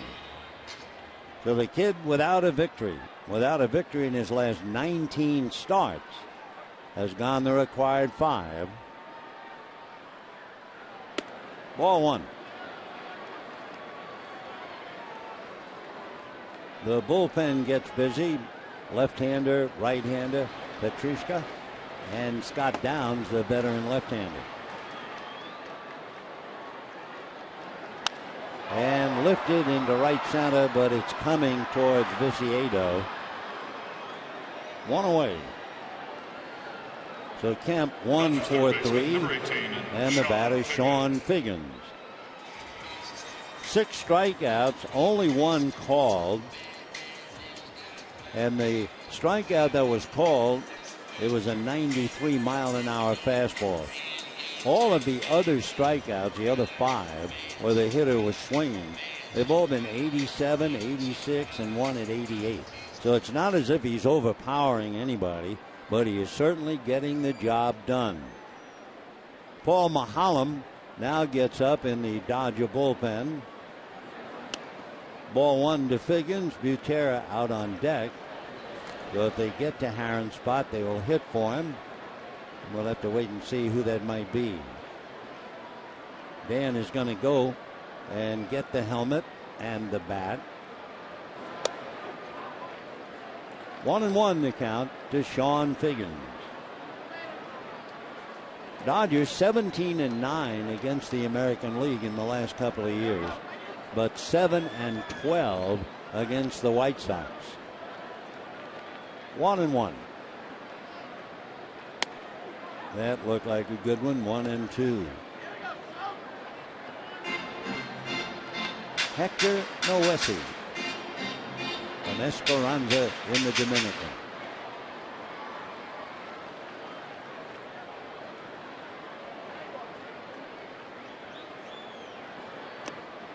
Two and two.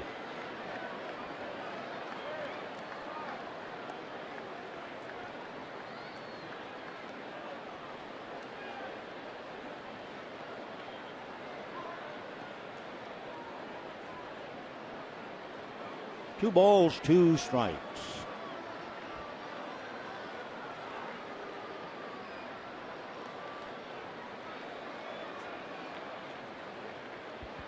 Oh, wow. The princess has arrived. A little late, but that's okay, dear. We know you've been busy with your hair and your jewelry and your makeup. Check swing and a comebacker.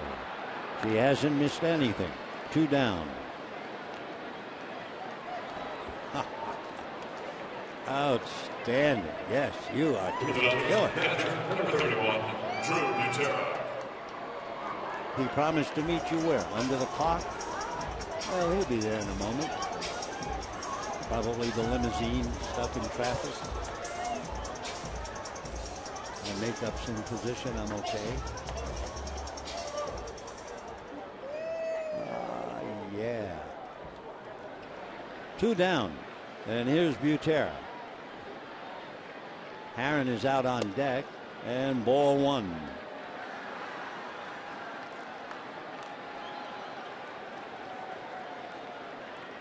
Four runs, 6 hits for the White Sox, 1 run, 5 hits for the Dodgers. Fastball missed. That's about as hard out of that 1 strikeout. He had a 93, that was 90, and this will be his 100th pitch.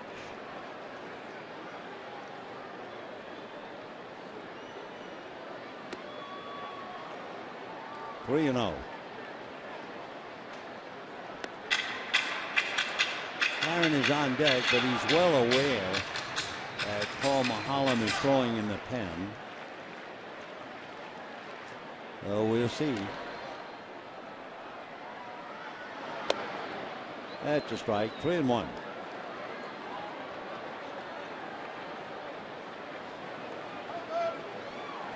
Jamie Romax at the foot of the steps, so he might be the hitter.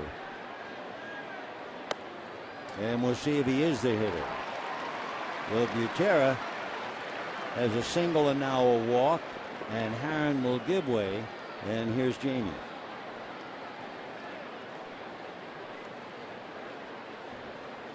So Romack, who spent over 12 years in the minor leagues, trying to make it pay off here, with the Dodgers down 4-1. We're in the bottom of the 6th inning, 2 out. For Dan Herron, home run really hurt him. 3 of the 4 runs coming on home run. The 2-run home run by Abreu in the 1st inning, 2-out home run by Flowers in the 4th. And remember, where in the early going, Dan allowed only 2 home runs. In his last 5 starts, he's given up 8. Meeting at the mound, not to take Noesi out, but to inform him how they want to pitch to Romax.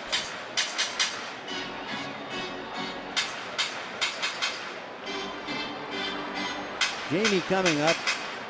He is 0 for 2 as a pinch hitter. Romax from London, Ontario. In the minor leagues for 12 years. And finally, this is his 3rd at bat in the big leagues. And a strike. Romax stands 6'2", well put together, 220.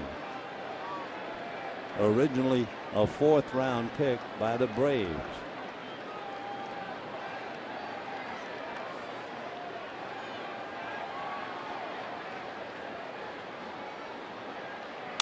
And he lifts one into left center. It's playable. Coming over is Adam Dunn. No one's going to question 6'6" and about 280 pounds. If he wants the ball, be my guest. No runs, no hits, a walk, and a man left. Herron is done for the night, and it's still 4-1 Chicago.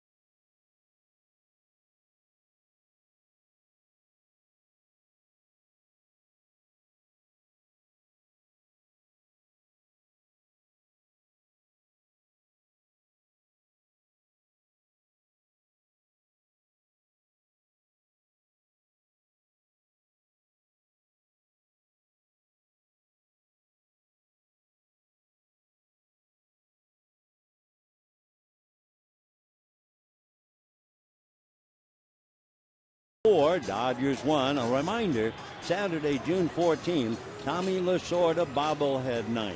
The first 50,000 fans in attendance will take home a mini Brooklyn throwback Tommy for their collection. Compliments of State Farm. For tickets, visit Dodgers.com/promotion. 7th inning, Paul Maholm, who as the season began was a starting pitcher, fell upon lean times. Paul 1 and 4, an earned run average of just about 5. And Maholm is asked to hold that Tiger. He has been very well accustomed to relieving, and it's shown in the fact his last 7 appearances, his earned run average is less than 1.5. It looks like they're saying good night to Hector Noesi. And of course, remember, he's looking for his first win, and you can understand he's gone 5. Then he went out and pitched the 6th. He's made 100 pitches, and he'll be coming out, and the hitter will be Paul Konerko. But right now, here's Tyler Flowers against Mulholland. The big catcher grounded to third and homered in the 4th inning to right field. 0-1. Slow breaking ball that stayed up. So Herron went 6 innings and gave up 4 runs, 6 hits. What's really a problem now is the home run ball. That's a strike. 1-2 the count. So Herron has pitched over 2,000 innings, trying to figure it out. Our mystery guest is here. Ground ball to Gordon. 1 away. And now Paul Konerko coming up. Konerko appeared as a pinch hitter last night, grounded out. Konerko has played for 2 teams. He was originally a Dodger, traded to Cincinnati for a relief pitcher, then went to Chicago and became one of the greatest players in the history of the Chicago White Sox. And we talked about it last night. Like our favorite Gil Hodges, he was signed as a catcher. He wears Hodges' old number, number 14, and he has commanded the respect of everyone with whom he has come in contact. Konerko, respected throughout the league and well respected and admired amongst the players. He's the heart of the White Sox. Had 15 great years with the club and put up some huge numbers. And now in the twilight of his career, he hit as many as 41 home runs, had as many as 117 runs batted in. 5 times Konerko had over 100 home runs. He was a number 1 pick when the Dodgers got him. He's from Providence, Rhode Island. 6'2", 220. 38. And a hopper into left field. So Konerko, line drive single to left. The batter now will be Adam Eaton. Center fielder, Adam Eaton.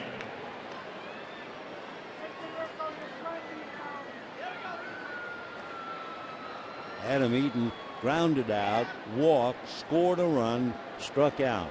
0 for 2. We're in the 7th. 4-1 Chicago.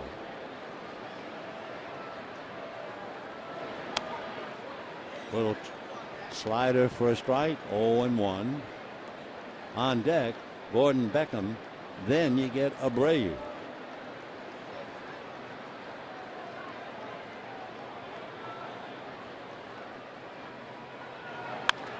Chopper down to Gordon. A quick flip for 1. Back to first, double play, and that's the inning. So 4-6-3, no runs, 1 hit, nobody left, and we're heading to the bottom of the 7th. 4-1 Chicago.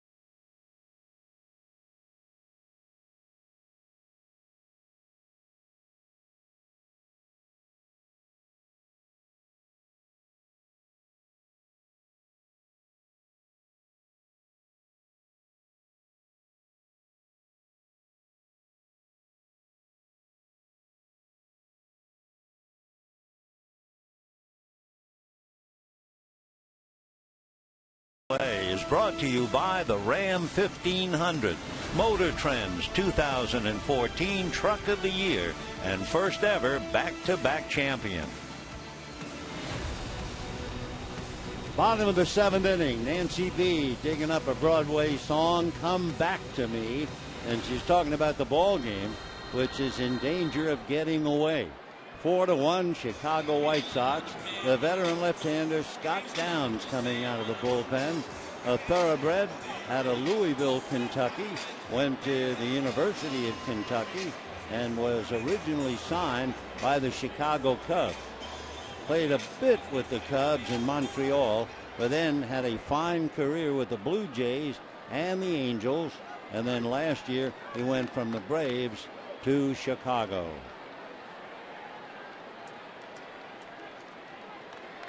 So Downs ready to work to Gordon.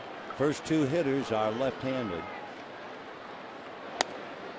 And that's in there for a strike.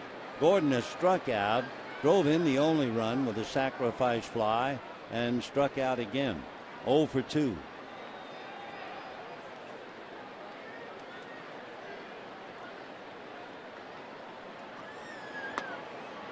Missing the inside corner. 1 ball and 1 strike.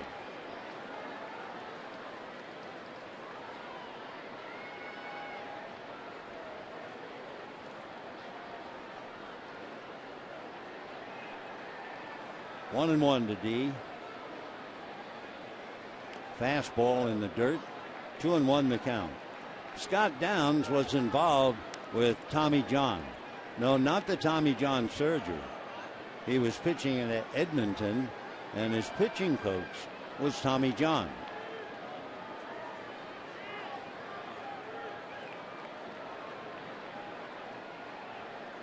Two balls and 1 strike. Downs, 38 years old. Fastball hit in the air to right field. Viciedo coming over to pick it off. So for Gordon, he goes 0 for 3, driving in the only run. 1 down, and Andre Ethier coming up. Ethier's grounded out, fly to left, grounded out again.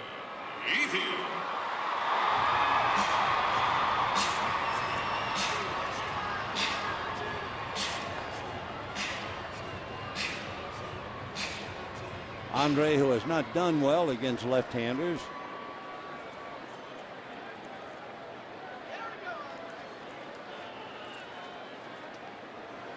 Big, slow curveball misses, ball 1.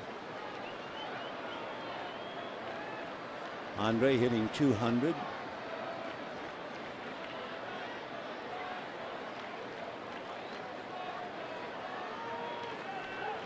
In the minor leagues, in AAA, Scott Downs pitched a 7-inning no-hitter against the Dodgers team in Las Vegas.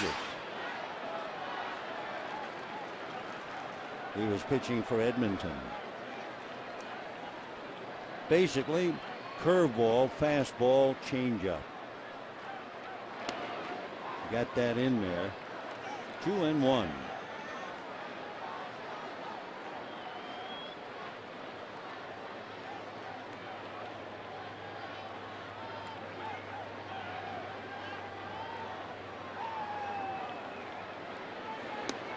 Took a lot off that. Andre way out in front.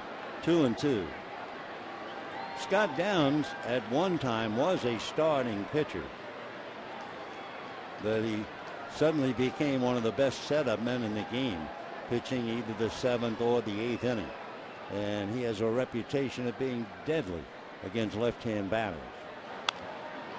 That's another slow breaking ball at 73. Mike Scioscia was talking about Scott Downs when he had him, and he says he's not going to beat himself. He understands his stuff and how to pitch.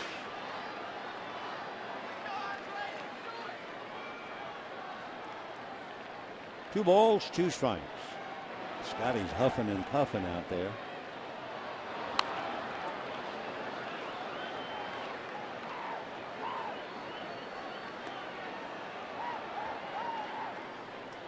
Four to 1 favor the White Sox. They got 2 in the first inning, 1 more in the fourth, 1 more in the in the third. 2 balls, 2 strikes. Fastball. So after all that slow stuff, here comes the 89-mile-an-hour fastball. It probably looks more like 99. And down goes Ethier. Number 66, Yasiel Puig. 6 Dodgers struck out against the starting pitcher Noesi. Downs picks up 1. And now you have Puig, Ramirez, right-hand batters. And we'll see, yep, Robin's going to lift Downs. Scotty certainly did his part. He got Gordon and Ethier, and we'll be back.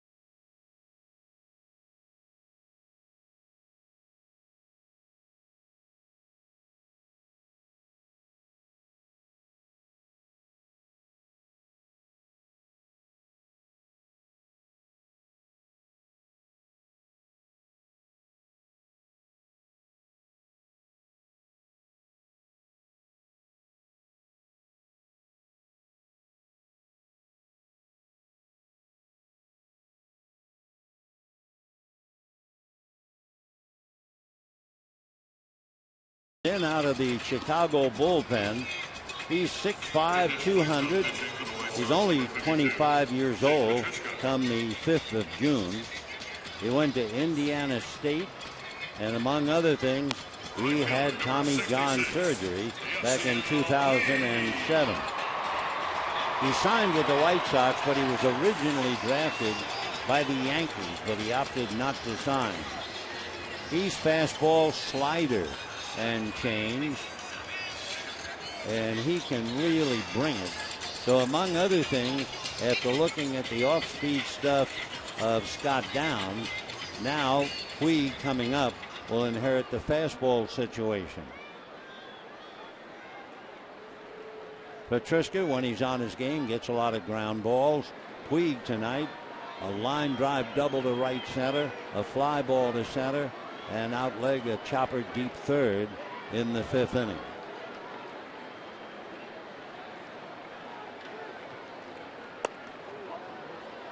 One ball and no strikes. So Downs got 2/3. Gordon and Ethier.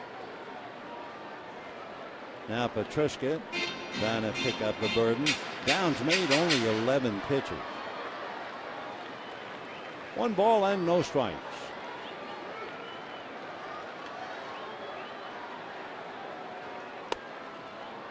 2-0. Yasiel hitting .345.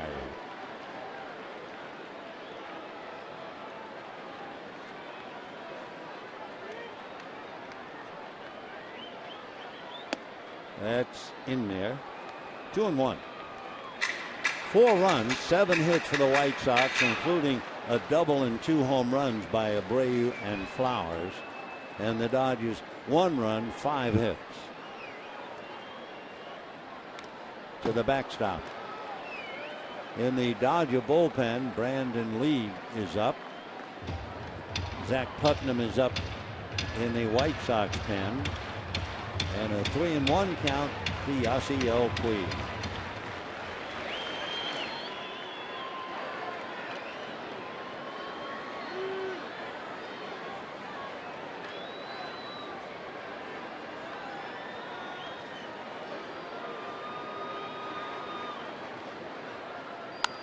Fouled away, 3-2. Abreu tonight, a 2-run home run in the first inning and a single to right in the fifth. Last night, he had a 2-run home run on the same count, no balls and 1 strike. Puig has a double and a single. Inside for ball 4.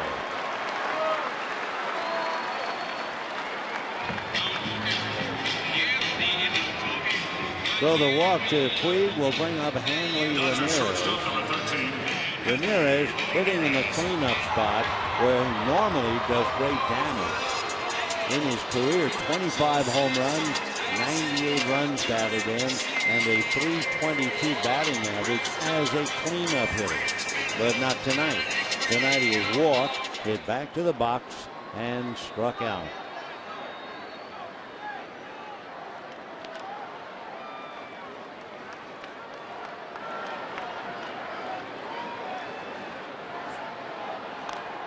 Foul tip, check swing. 0-1 the count.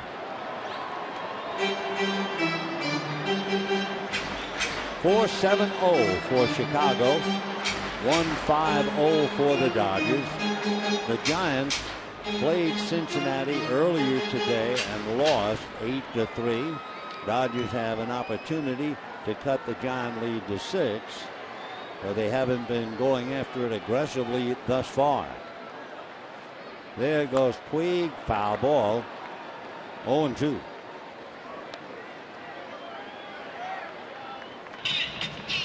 Yasiel with the protective sleeve on his left hand and the glove on the right. For those who don't know, in the old days they first started grabbing handfuls of dirt. That's to prevent you with a normal slide from keeping your hands from dragging on the ground. Now they go to all this trouble because they don't know how to slide, and they go head first. 0-2. Little ground foul. Still 0-2. A lot of things have disappeared from the game, starting even in spring training. We've talked about that.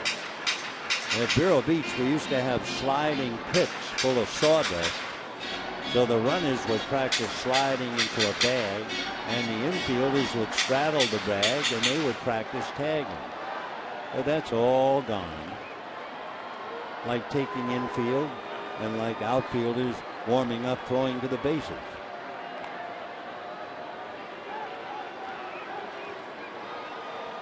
So Petrushka walked Puig, working on Ramirez with 2 out. 4-1 Chicago.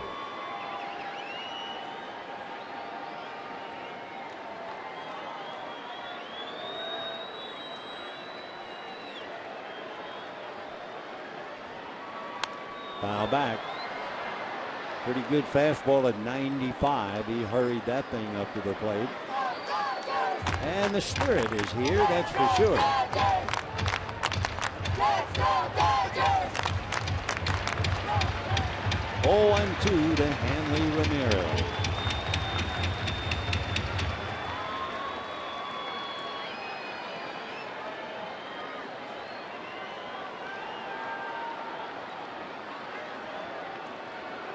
Puig going on the last pitch. Not now. 1-2 to Hanley.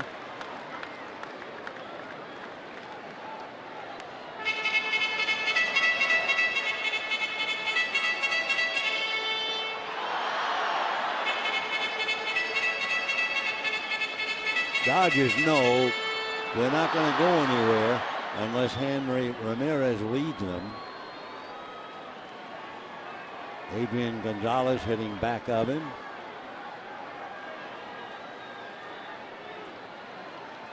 We'll see about Puig. He's not going. 2-2.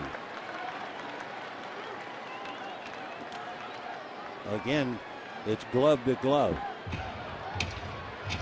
Like, look, we're not supposed to be seen talking. You're a rival. So put the glove up. I know a great Cuban restaurant stays out late.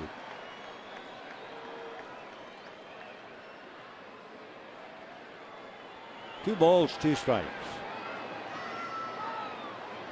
Pull foul. Whoa. And for Lorenzo Bundy, there was nowhere to hide. He's out of the box, but boy, was he vulnerable. Every time I see that line drive, look at Lorenzo, just did get his head out of the way. At least if you're wearing the headpiece to cover, you'd feel that he might be safer, but they will not do it. 2-2.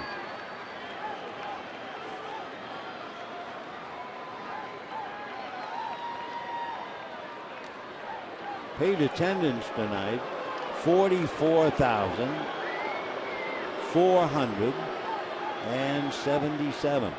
44,477.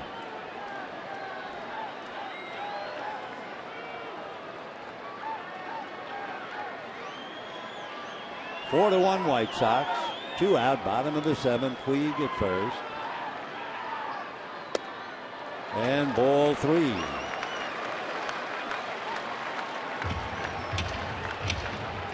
So Abreu looked over to the White Sox dugout. He's going to stay right on the bag with Puig.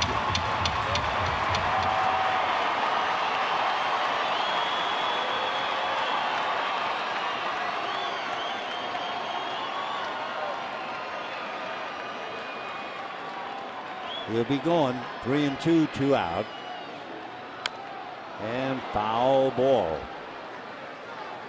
So Hanley killing a couple of worms with that one. This will be the 10th pitch in this at bat. 4 runs, 7 hits for the White Sox. 1 run, 5 hits for the Dodgers. Dodgers trying to pare a game off the giant lead and cut it to 6. The White Sox trying to get to 500 with a win for the 19th time. 3-2. Here's number 10. Off the plate and ball 4. So for Robin Ventura, under the heading of the best laid plans of mice and men, I bring in my left-hander down, and he takes care of Gordon and Deep here. I bring in my right-hander Petruska, and he proceeds to walk the 2 right-hand batters. And now upcoming is a left-hander. So we'll be back.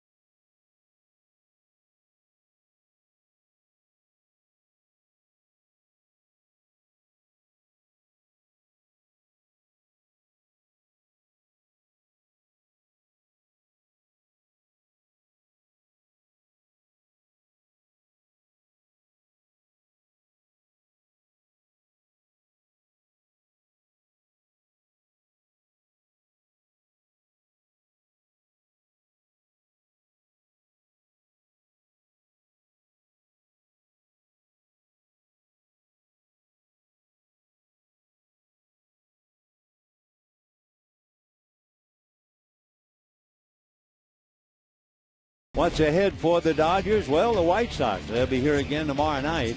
Then the Dodgers leave town. And next weekend, they'll be in Colorado. Friday at 5:30, Saturday and Sunday at 1 o'clock. They then will fly on to Cincinnati, and they'll spend some time in the Redlands. They have 4 games with the Reds starting on Monday. A morning game, which in Cincinnati would be 12:30. And then the Dodgers come home after that series, and they'll play Arizona, followed by Colorado. Zach Putnam, young man out of Rochester, Michigan. He's 6'2", 225. He'll be 27 in July. A graduate of the University of Michigan and originally drafted by Cleveland back in 2008. He has some great genes. His father is a neuropsychologist, which would be a scientific discipline studying the structure and function of the brain related to psychological processes and overt behaviors. In other words, he's a good man to talk to when the pressure gets to you. His mom is a tennis pro.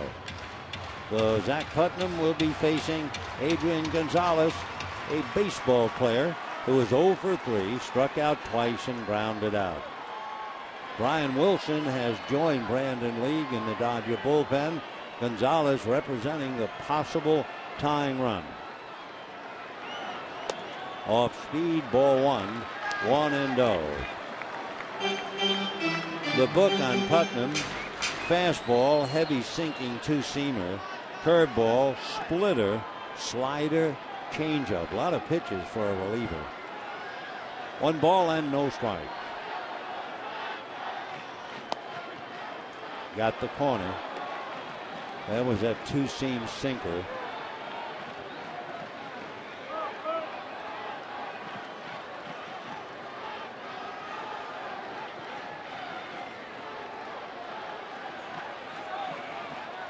One ball and 1 strike. Time.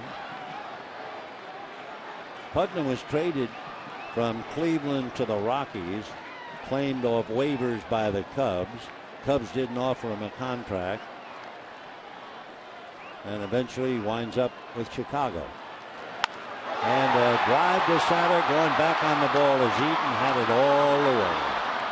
So no runs, no hits. The Dodgers leave 2, and at the end of 7, it remains 4-1 Chicago.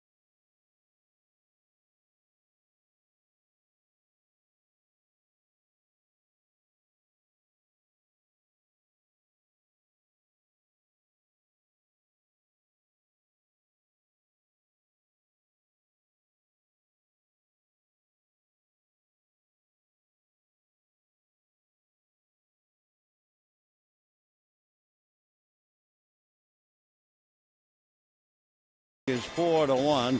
Gordon Beckham will lead it off, and he's had the biggest play of the night thus far. It occurred in the bottom of the 4th inning with 1 out. Dodgers have runners at first and third. Line drive by Dan Haren instead of a base hit.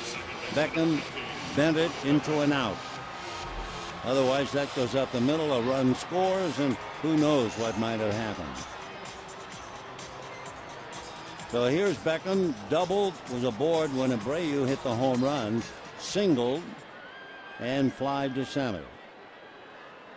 Gordon hitting .293. Right. Zach Putnam came in and made 3 pitches to get the side out. Dodgers have left 10 men on base in their 7 innings. 1-1. So Beckham, Abreu, and Dunn the big guys in the lineup.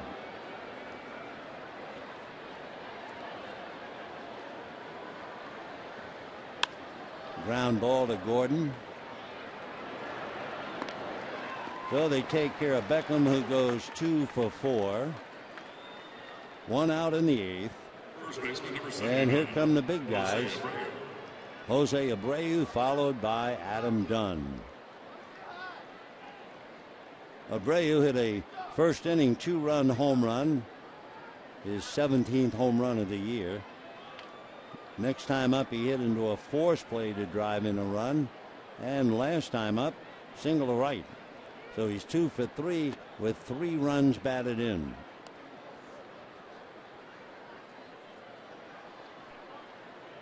With all of that, Abreu hitting over 300. No, not quite. Got a long way to go. 1-1. He's hitting around 270.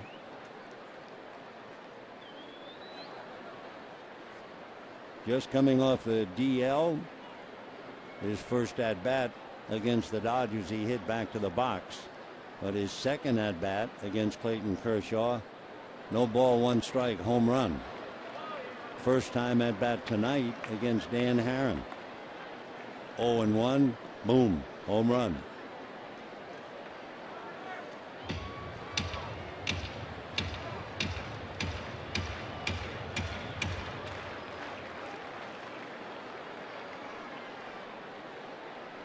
One ball and 2 strikes. Looked like a little cutter in on the hands. So Abreu strikes out. 2 down in the 8th inning, and Adam Dunn coming up. So Mahalam came in to relieve Haren in the 7th inning. Faced 3 batters in the 7th. He got 2 in the 8th, and here's Adam Dunn. Kind of an odd play about Adam Dunn back in 2004. He knocked in 102 runs without hitting a scoring fly ball. When you think about it, that seems impossible. 102 RBIs and no sacrifice flies. Only 2 other fellas have ever done it, Nick Ossowski and Chili Davis. They load up that diamond defense on the right side. Figgins, Gordon, Gonzalez, Ramirez all alone on the left. And ground ball right to Figgins. So the third baseman playing second throws him out. Nice inning for Mahalam. And we are heading for the bottom of the 8th. Kemp and Figgins and Butera, 4-1 Chicago.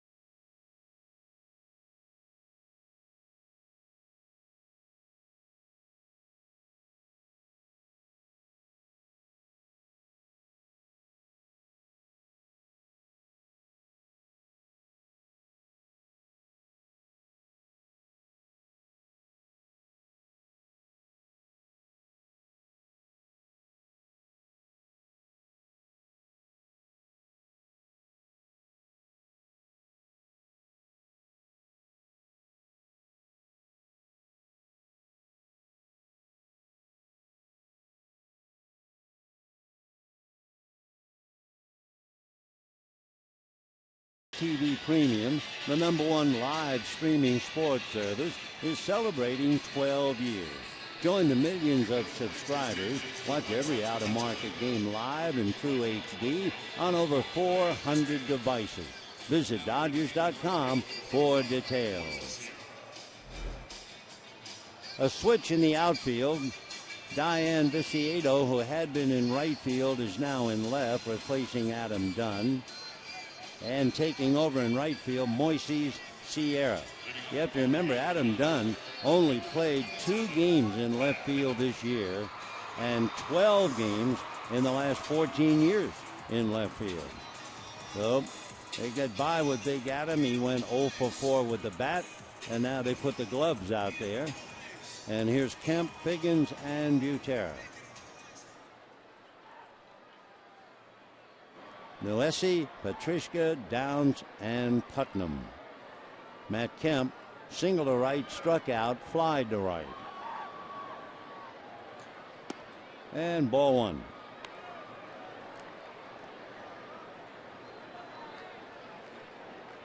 Kemp hitting .244. 5 home runs, 15 runs batted in.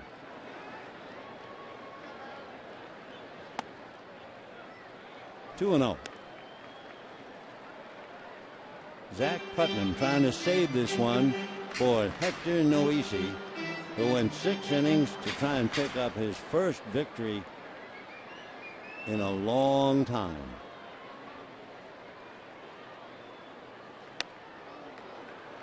Two and 1.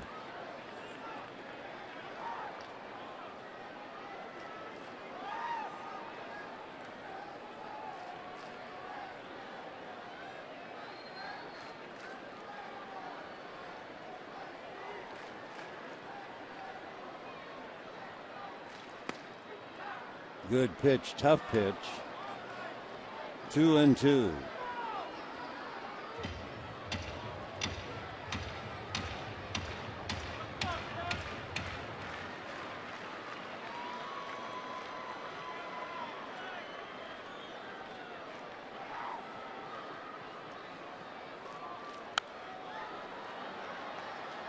Still 2 and 2.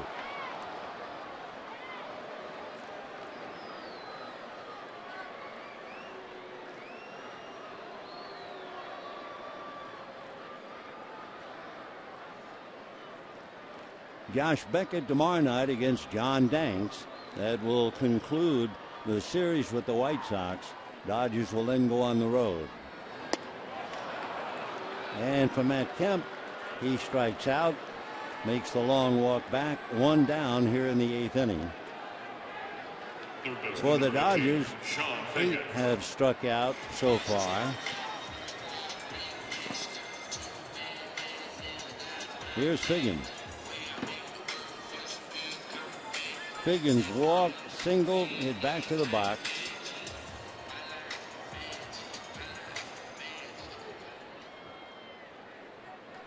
Got a base hit on an 0 for 2 count. And a strike. In the Dodger bullpen, Chris Perez begins to warm up. Then Harron, Mahalam, and looks like Chris.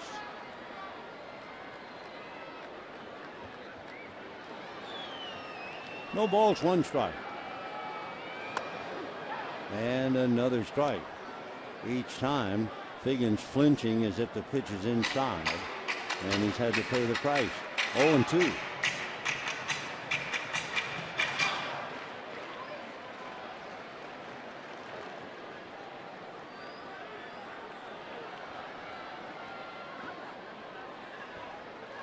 Slaps it to third. Gillespie makes the play. 2 down. Just looking back through the book, Gillespie had a play in the 2nd inning. And now this one. Connor earlier, after that big error last night, opted not to throw on a ground ball to third. Of course, all big leaguers turn the page. Butera grounded to third, singled, and walked. Justin Turner comes out on deck. He would bat for Mahalam. Ball one. For the White Sox, a victory tonight would get them to the 500 mark. A Dodger loss would get them just 2 games above 500. Robin Ventura talking to his pitching coach. That would be Don Cooper.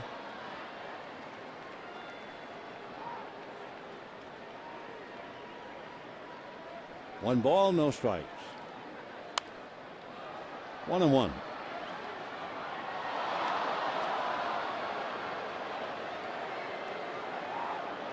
Drew Butera carrying the load behind the plate, spelled occasionally by Tim Fedorovich. All of that going on until A.J. Ellis is healthy enough to go back to duty. 2-1. A.J. alongside Zach Greinke and the middleman with Kershaw on the other side.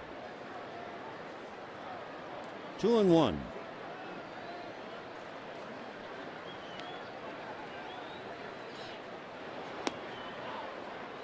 Ball 3.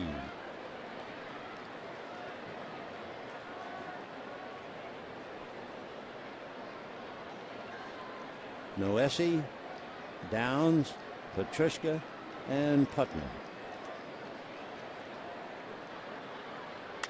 Fastball pulled foul. 3-2. 3-1, as the players say, was sitting on the fastball and just turned it too quickly. Yasiel Puig today, he's had a double, a single, and a walk, but he has not been able to score. They've left him on base 3 times. Ground ball to the hole. Ramirez, the off-balance throw. Gosh, it was a great play. Even he could make it at all. He's way down the left field foul line. Big grin on his face. He got the ball at least in the neighborhood, but look where he winds up. He's in the hole, can't stop yet. Off-balance throw. Pulls Abreu off the bag. And now Ramirez, who is quite an eyeful. Boy, he is a wonderful player. So an infield single, and the batter now hitting for Mahalam, Justin Turner. Dodgers' 6th hit. Turner hitting .261. Last night he had 1 hit, 1 for 4, and drove in 2 runs. 0-1. So the lad from Long Beach, Justin Turner, and he has been a very pleasant surprise for the Dodgers, dazzling defensively at third and coming up with more than his share of base hits. When Juan Uribe will play again, just don't know, don't have any idea. 1 ball and 1 strike. 2 out, Butera at first. 4-1 Chicago.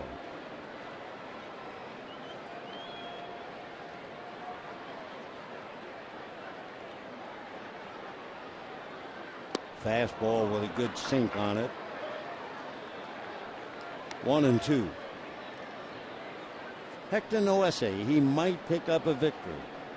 The last time he won a game as a starter, he was pitching not for Robin Ventura. He was pitching for Seattle against Minnesota. That would be May 6, 2012.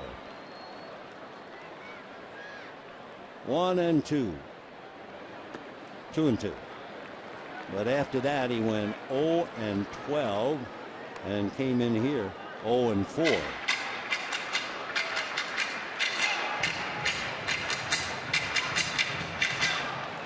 Two balls, 2 strikes, 2 out. 4-1 Chicago in the 8th. John Danks, Josh Beckett tomorrow night. And ball 3. Putnam has now made 23 pitches. And waiting on deck, the leadoff man, D. Gordon.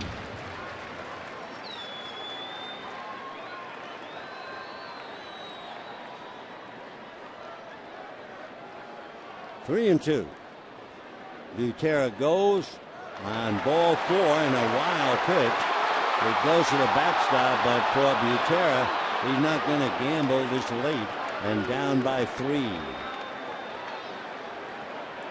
So Turner gets the walk. Dodgers have runners at first and second, 2 out. Dodger second baseman And D. Gordon coming up.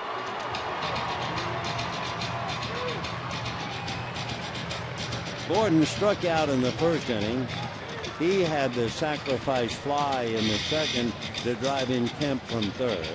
Since then, struck out in the fourth and flied to right in the 7th inning. So Gordon trying to fight his way out of a slump.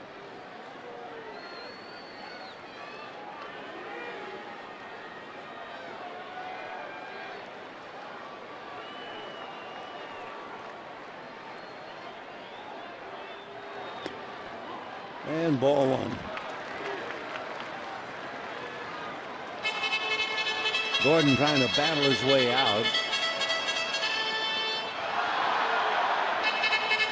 Came into the game 0 for 5, and now let's see. Don Cooper on his way out to talk to Zach Putnam. So a little meeting at the mound. Putnam struggling a little bit.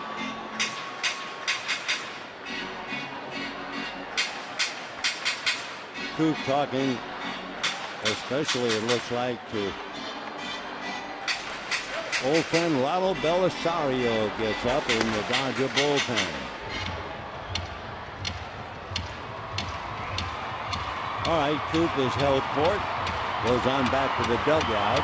1 ball and no strikes to count to D. Gordon. The Dodgers have received 2 big errors last night. They were gifts, and it gave them the victory. Today, they've received 7 walks, and they have not been able to score even 1. And a strike. 1-1. Dodgers had a walk in the first inning, 2 more walks in the second inning. They've had 2 walks in the 7th inning and walks in the 6th and 7th. 1-1. And that's a drive to center. Here comes Eaton to pick it off. So the Dodgers leave 2 more. 2, 4, 6, 8, 10, 12 men left on. And at the end of 8, it's still 4-1 White Sox.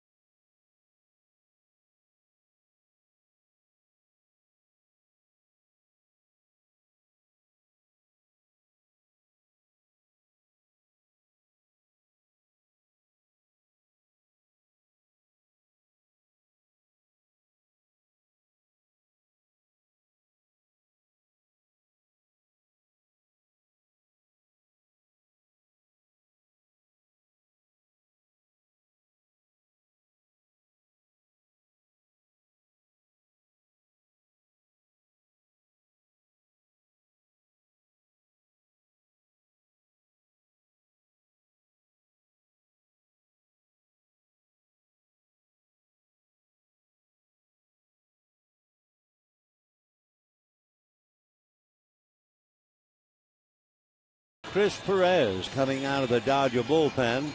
and he'll be wading up through Ramirez, Gillespie, and Viciedo. So Chris, in his 25th game, has to get some outs in the ninth. When the Dodgers come up in the bottom of the ninth inning, they are due to have Andre Ethier, Yasiel Puig, and Hanley Ramirez, and if anybody gets on, Adrian Gonzalez. Of course, the Dodgers receiving 7 walks today, along with their 6 hits.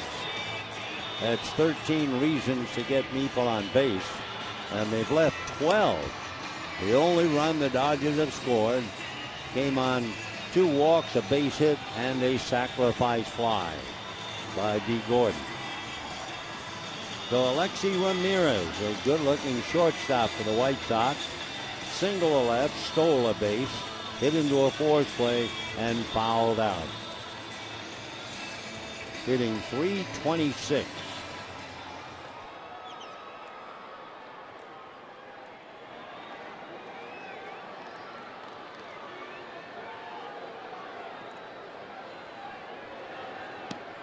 Way off the plate, ball 1.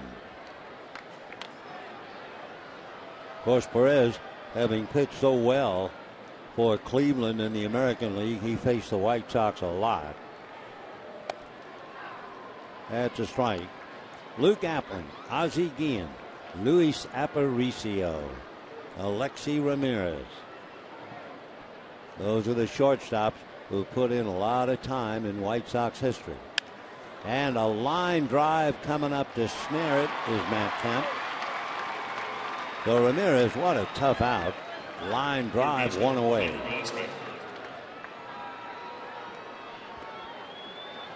Connor Gillespie popped a short, grounded out, popped up, 0 for 3. Jose Abreu has knocked in 3 of the 4 runs. The other run was the home run by Tyler Flowers.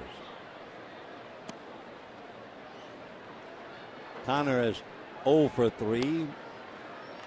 0 for 3 last night, so looking for his first hit in the series. 4 runs, 7 hits for the White Sox, including a double and 2 home runs. The Dodgers, 1 run, 6 hits, 1 double, 5 singles, and 7 walks.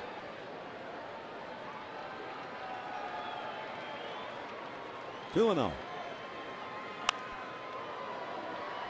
44,477 on Hello Kitty night. Tomorrow night, the concluding game of the series and of the homestand. Dodgers will head for Colorado and Cincinnati and come back to face Arizona and Colorado. Dodgers have a golden opportunity. The Giants lost today 8-3 to Cincinnati.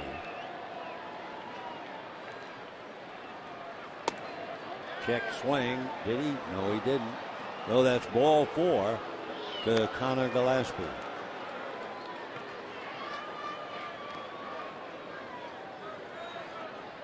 Dodgers certainly have not been giving away free passes. Dan Herron walked 1. And now Mahalam did not walk anybody, and Perez gives up 1. Viciedo started the game in right, finishing up in left, and is 0 for 3. Going the other way all 3 at bats. Flied to right, grounded to first, fouled out to first.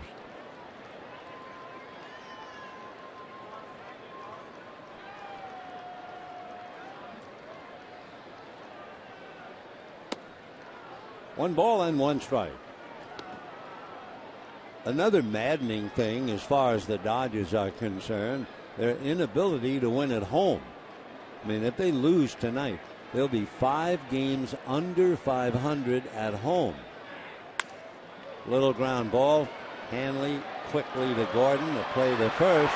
Nice pick by Adrian, and he gets the double play. 6-4-3, and we're heading to the bottom of the 9th inning. Ethier, Puig, and Ramirez, 4-1 Chicago.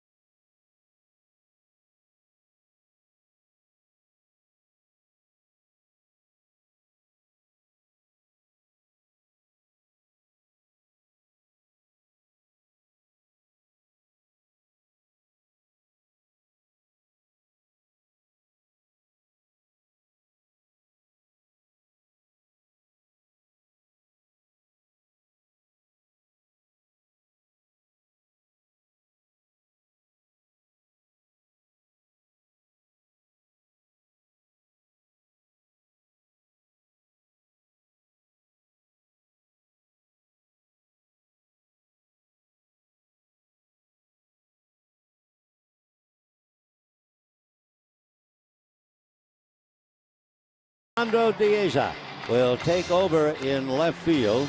He's coming in part of a double switch with Belisario reaching the mound.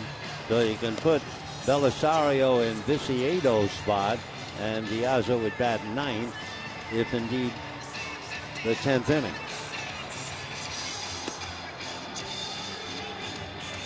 So Ronald Belisario, formerly a Dodger, of course, comes back to roost, and we'll see how he goes.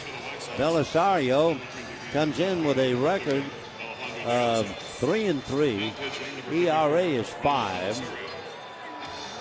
8 walks, 23 strikeouts, so just about 3-1.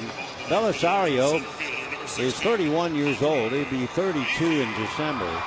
Came up to the Dodgers in 2009 and was up and down and up and down. And finally, after last year, where he was 5-7, he moved on to the White Sox.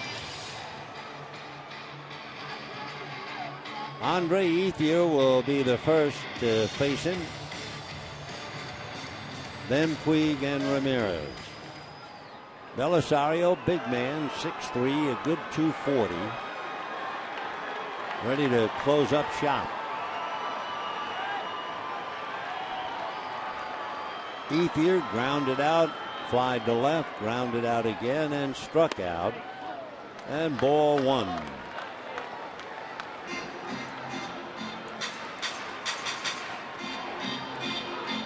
Dodgers 1 run. They have 6 hits, 5 singles and a double, and 7 walks, but only the 1 run. Fastball hit down to Beckham. So Ethier rolls out, 1 out in the 9th inning, and the batter will be Yasiel Puig. For the Dodgers, number 66, Yasiel Puig.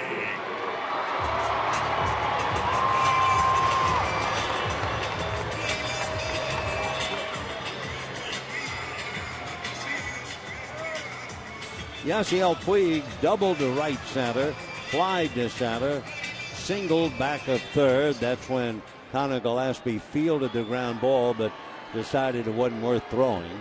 And then last time up, Puig walked. So he's been on base 3 times, but he has not come close to scoring. The only run the Dodgers scored, a sacrifice fly by D. Gordon to cash in Kemp. And a strike. So Noesi, Downs, Petrushka, Putnam, and now, for good measure, the former Dodger Belisario.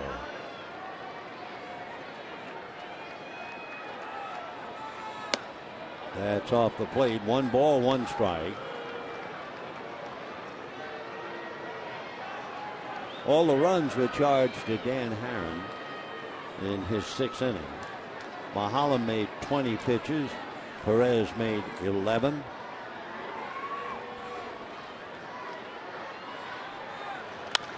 A little ground ball. Beckman bobbles, recovers, makes the play. So 2 down in the 9th inning. Hanley Ramirez hitting cleanup today, but he has walked twice, hit back to the box and struck out.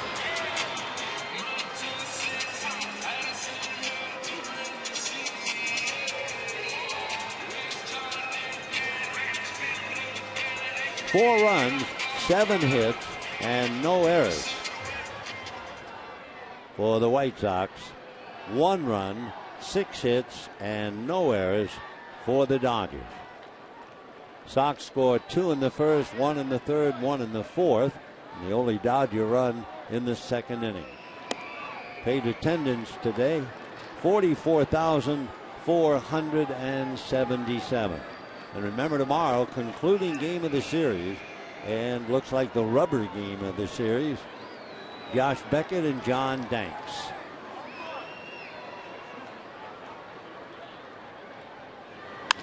Ground ball. Beckham's going to get them all. So 3 ground balls to the second baseman. The Dodgers roll over. 4 runs, 7 hits, no errors for the White Sox. 1 run, 6 hits, no errors for the Dodgers. It took Belisario 7 pitches to shut the Dodgers down. The White Sox, for the 19th time this year, are at the 500 mark, and the Dodgers now are just 2 games above 500. The play of the game, well, you'd have to give the award to big Jose Abreu in the very first inning. No balls, 1 strike, and he takes Aaron just into the left field stands. They give the White Sox a 2-0 lead, and they were never headed. So it's the rubber game tomorrow. Beckett and Danks will talk to you then. Until then, good night, everybody.